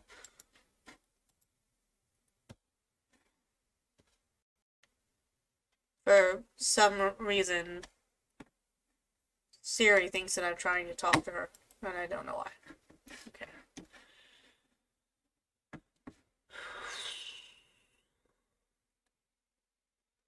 The accused is filing contemporaneously with his memorandum in support, as well as information contained in the search warrant affidavit that are flat-out falsehoods that Leggett swore and affirmed were true. The defense would ask the court to incorporate the attached memorandum into its motion.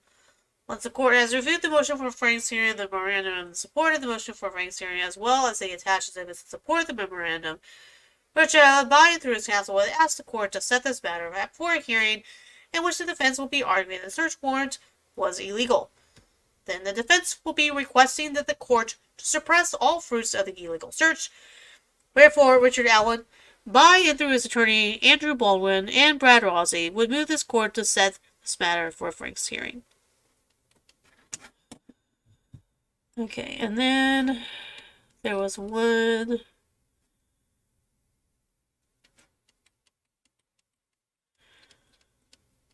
This is interesting.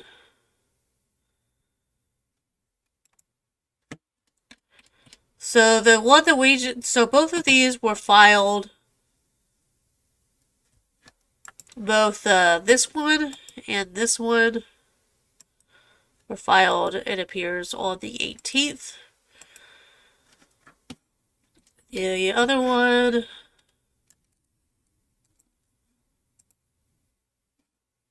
Okay, all three of these were filed on 9/18.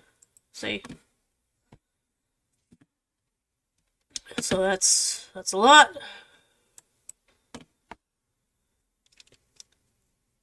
Alright, so verified motion for immediate transfer of custody. Let's see what this is all about. Come now, the defendant, Richard M. Allen, by counsel, Richard M. Allen, by counsel, Bradley A. Rossi, and Andrew J. Baldwin, in support of the verified motion for immediate transfer of custody. Counsel Rossi and Baldwin swear and affirm to the following. Pursuant to the changing information filed on or about October 28, 2022, Richard M. Allen is currently facing 2 counts of felony murder. On November 3rd, 2022, the Honorable Benjamin A. Dyer, judge of the Carroll Circuit Court, issued a court order which has been previously referred to in this clause as the safekeeping order. Pursuant to the safekeeping order, the Carroll County Sheriff relinquished jurisdiction of defendant's Allen's care and custody to the Indiana Department of Corrections. Shortly after the safekeeping order was entered, defendant Allen was transported to the Westville Correctional Facility and jailed in a maximum security unit within the confines of Westville Correctional Facility. Defendant Allen has remained incarcerated in said unit continuously since November 2022. Counsel for defendant Allen had previously requested that the defendant also be removed from the Westville Correctional Facility on the basis that the defendant Allen has been exposed to conditions far more harsh than those of other pre-trial detainees across the state of Indiana. In order of July 19, 2023, the court denied counsel's request for transfer, and in fact, found the defendant Allen was being treated more favorably than other inmates housed at the Westville Correctional Facility. Counsel for Defendant Allen believed that it is improper to compare Defendant Allen's circumstances with those of other offenders who have been convicted of crimes as a murder, rape, child molesting, and robbery, to mention a few. Whew. It is improper to compare Defendant Allen's circumstances with those of other offenders. Okay, counsel the defendant. Let me read this again, because I'm reading it pretty fast here. Counsel for Defendant Allen had previously requested that the Defendant Allen be removed from the Westville Correctional Facility on the basis that Defendant Allen has been exposed to conditions far more harsh than those of other pre-trial detainees across the state of Indiana. In its order of July 19, 2023, the court denied counsel's request for transfer and in fact found that Defendant Allen was being treated more favorably than other inmates housed at the Westville Correctional Facility. Counsel for Defendant Allen believed that it is improper to compare Defendant Allen's circumstances with those of other defenders who have been convicted of crimes such as murder, rape, child molesting, and robbery, to mention a few. Defendant Allen's incarceration is in the maximum security unit as exposed to the most isolated conditions an offender can be subject to while imprisoned. Moreover, the unit wherein he is currently being isolated is designed for the sole purpose of segregating and punishing the worst and most heinous offenders in our prison system. As an innocent man, Defendant Allen cannot be classified as such.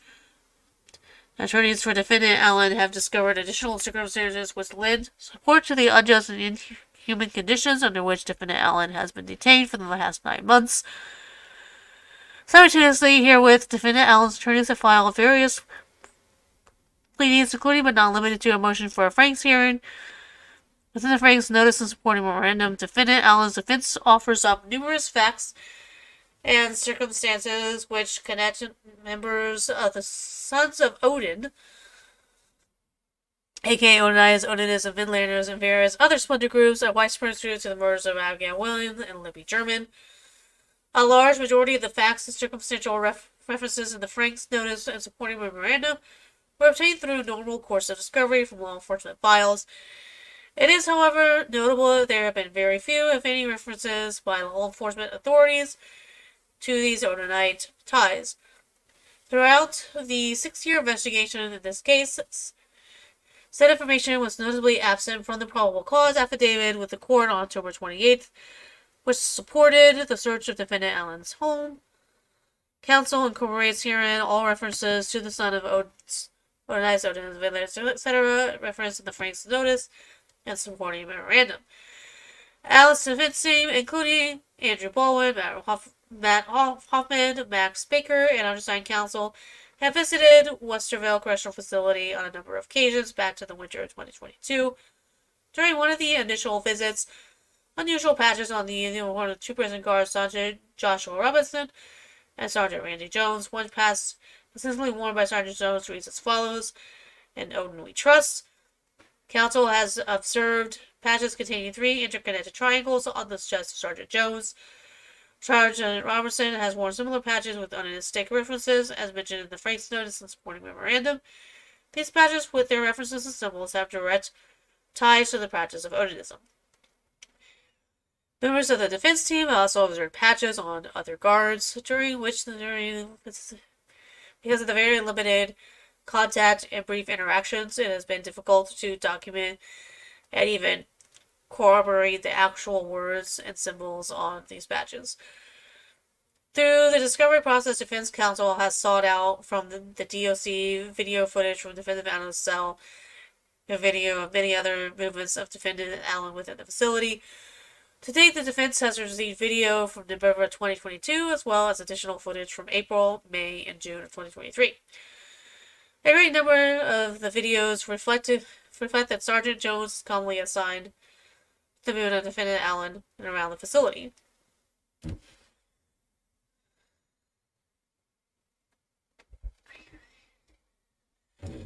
On Tuesday, May 30th, 2023, Attorney Razi said that Matt Baker and Kathy Allen visited Defendant Allen at the Westville Correctional Facility. The visit occurred in the traditional visitation room used by other inmates. The DOC officials cleared the room so that only Defendant Allen, his defense team, his wife, and DOC employees were present. During the visit, Sergeant Jones stationed himself within 15 feet from the Defendant Allen as he and his wife were allowed to communicate with each other from the opposite side of the table. Sergeant Robinson was also present for the transport of Defendant Allen from the visitation room. There was no privacy afforded to Defendant Allen and his wife during the visit. The room was nearly empty, and therefore there was no background noise of any kind to offer up any sense of privacy to Defendant Allen and his wife. Sergeant Jones remained at his post during the entire visit, within earshot of Defendant Allen and his wife. As stated, Allen's defense team received videos from the Indiana Department of Correction illustrating interaction between guards and Mr. Allen during his incarceration. One such video represented an incident which appears to have occurred between May 18th and May 25th, and the video, labeled as NTU 01136, Sergeant Jones can be seen warning Defendant Allen that he will be tased if he does not remove his hands from the cuff port in the door of Defendant Allen's cell. Defendant Allen did not remove his hands from the cuff port, which resulted in Sergeant deploying his taser to Defendant Allen's hands.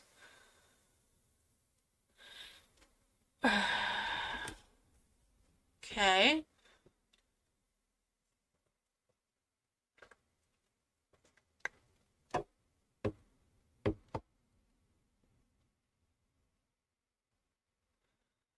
No use of force checkoff sheet was completed, as it appeared from the communications between the officers that Sergeant Jones did not believe that Defendant Allen was actually struck with a taser. The issue of whether or not he was struck by the taser is of no consequence, and no time during this altercation was Defendant Allen posing a safer risk to any of the officers involved or any of the other inmates housed in the facility. Defendant Allen was securely locked in his cell within the security unit at Westville Correctional Facility, and the last bit of noncompliance involved Defendant Allen's hands sticking outside of the small rectangular sleeve and the cell door that used to exchange food, medicine, and other items with the inmate. There exists a second video which appears to have been taken between the dates of May 9th and May 15th, wherein Defendant Allen is lost securely in his cell. Prison guards appear to be removing handcuffs from Defendant Allen, presumably after transporting Defendant Allen back to his cell from some other location within the facility. While it is difficult to tell, it appears that Sergeant Jones may have been present during the incident. Either way, an unknown officer deploys his taser, striking Defendant Allen's hands. Again, there was no safety threat being posed by Defendant Allen at the time of the tasing incident. On April 28th, 2023, DOC inmate Robert P. Basson, while housed in the maximum security unit at the Westville Correctional Facility, filed a letter with the court. Within this correspondence, inmate Basson claimed in part of the following: there are corrupt officers and ranking officers calling Richard Allen a kid killer, teasing him that he has a visit from his family. On Friday, August 4, 2023, Attorney Rossi and Assistant Baker visited with Amy Bastion at the Westville Correctional Facility. During the visit, Inmate Bastion told both Rossi and Baker that Sergeant Joshua Robinson was one of the guards that was playing a prank on Defendant Allen. At the time of this meeting, Inmate Bastion was unaware of any concerns that the defense team had regarding the Sons of Odin and involvement in the case. See affidavit of Max Baker attached to the Frank's notice. I don't know what this is actually proof of. I don't know for sure what this proves, if anything. But it could end up proving something, I suppose.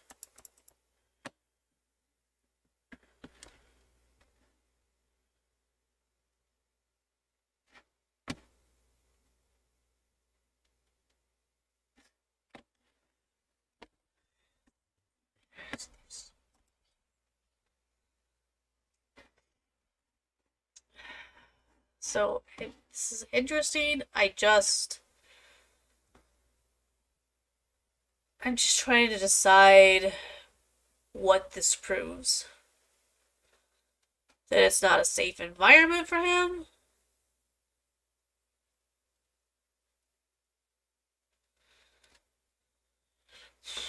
Attorney Rossi and Assistant Baker visited with Amy Bastion. So, see affidavit of Max Baker attached to the Frank's notice. I don't think in the copy of this I have that we're seeing any of that. So I'm going to have to see whether or not we can get some of these things that are missing. The defense team had sought out and offered up here in a DOC video that appears to have been between April 17th and April 21st of this year. During the video, defendant Allen is being transported to the location.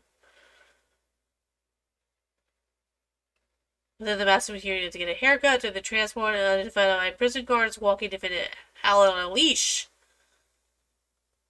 Yee. Oh boy. Oh boy.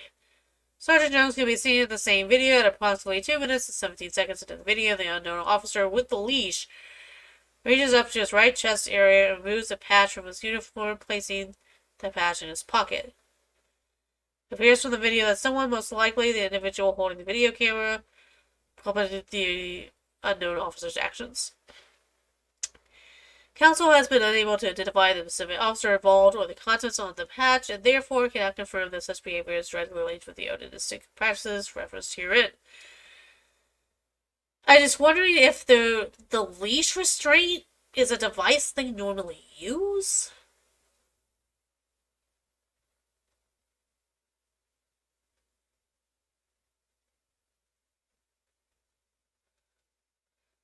Counsel has been unable to identify the specific officer involved in the content of the patch, and therefore cannot confirm the behavior is directly linked with the Odinistic practices referenced herein. However, one need not to have a degree in rocket science to conclude that the staff members are attempting to conceal obviously unacceptable practices within the secured walls of the maximum security unit. I have certainly never heard of a leash being put on anyone. Oh, Lord God. Who knew this case was going to get this wild? Ugh. Defense counsel will be taking depositions in this case during the week beginning August 7th, 2023. During the week, counsel dropped both Sheriff Leggett and Detective Jerry Holman. It was during these depositions that the defense counsel first raised issues and offered up exhibits pertaining to the Sons of Odin, Odinism, and its obvious ties to these crimes. Therefore, counsel visited defendant Allen on 2 different occasions since Allen's defense team put the state of Indiana and its investigating officers on notice of the Odinistic ties to this case. The evidence is secured on August 17, 2023, and again on August 25, 2023. During the August 25th visit, Attorney Rossi observed that Sergeant Robertson no longer had a patch on his chest.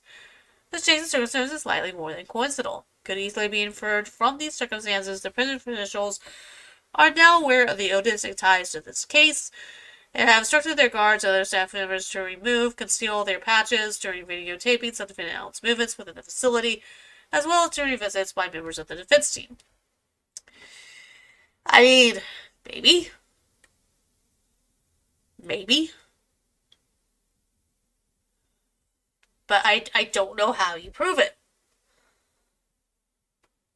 You would have to have a copy of a memo that went out to everyone, I would think. On June 13th, 2023, the court conducted a hearing on various issues, including but not limited to the safekeeping order. At that hearing, Sheriff Leggett testified that he had made a visit to the Westville Correctional Facility and insinuated that it had been several months prior to the June hearing, but could not remember the exact date.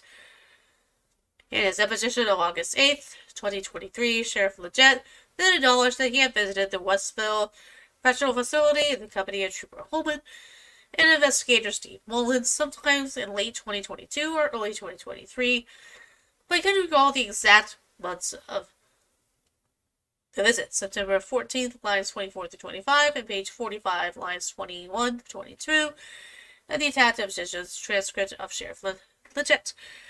It appears there were ties between the Carroll County Sheriff's Department and the Westville Correctional Facility, despite the issuance of the safekeeping order, which otherwise divested the county sheriff's department of its jurisdiction of the custody of Richard Allen. That is to say that the Carroll County Sheriff's Department has a vested interest in defendant Allen's continued incarceration in and amongst a culture which appears to be ripe with Odinistic connections. Good Lord.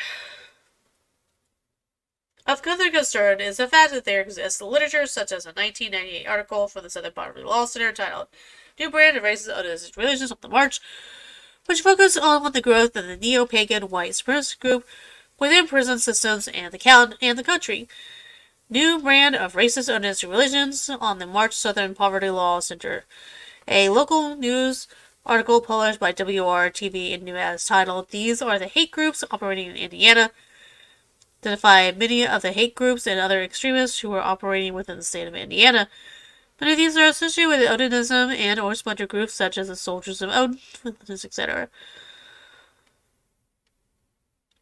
The United States Supreme Court in 2005 issued a ruling in Cutter v. Wilkinson, whereas the justices found that prisons must accommodate unusual faiths such as Odinism. See Southern Poverty Law. There can be no doubt that prisoners with Odinism beliefs and practices continue to grace the halls of our prison system today. On Wednesday, August 23rd, 2023, Attorney Rossi deposed an Indiana State Trooper hereinafter refers to Trooper X.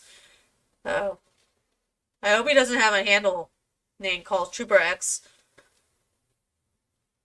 Elon is going to want to take it.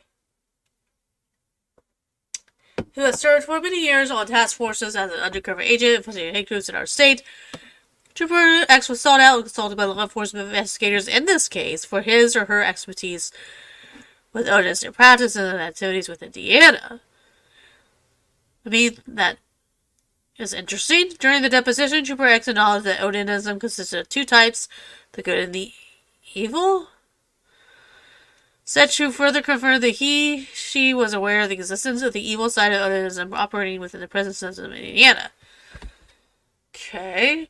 See Depot transcript attached, pages 28 to 31. It is possible that Westerville Correctional Facility has cleansed itself. Is it possible that the Westerville Correctional Facility has cleansed itself of any such prisoners and any activity of this sort? Not likely.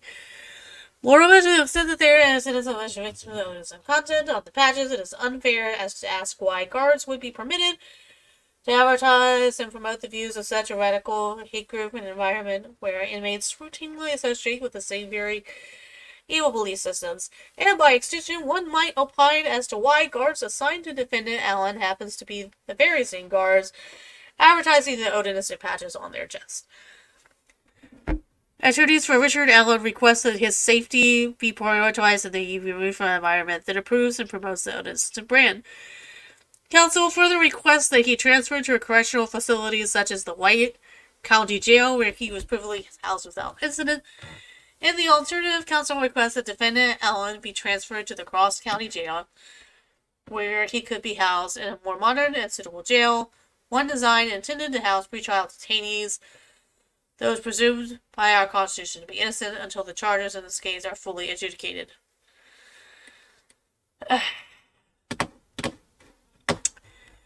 So, I mean, here's the thing. People who are charged with what he's charged with, they are usually kept in very secure. If you're a high-profile prisoner, if you're a prisoner that's accused of brutally murdering young children, they generally kind of have to make sure that you're safe. And yeah, I don't know that he's going to be able to get transferred to another type of facility as possible. But people supposedly who are accused of doing horrible things to children supposedly share greater threat of being attacked and killed themselves by other inmates. So,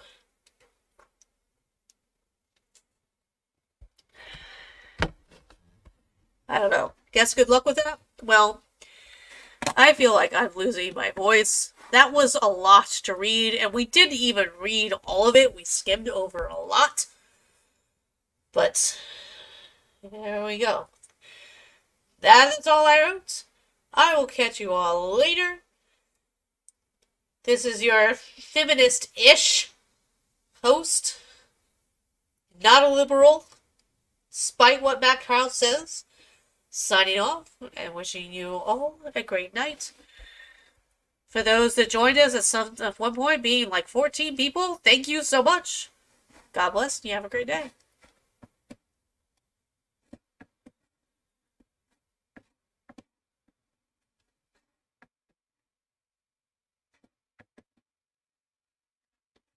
But those of you that are on, for those of you that are on Rumble, I am definitely going to be ending your stream. I am going to be trying to see if there is anybody on YouTube that I can raid here.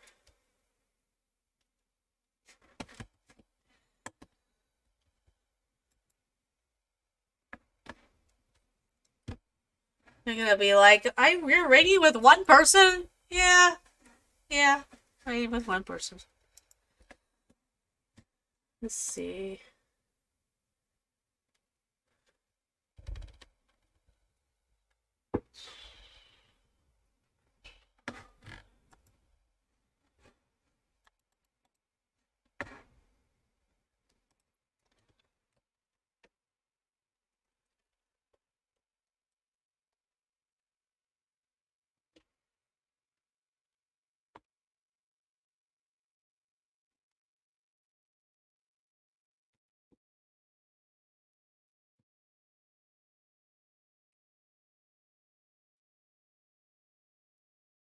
No, I'm not following anybody that is currently gonna make sense for me to raid, so. And I really don't have anybody here either, so there you go. Alright.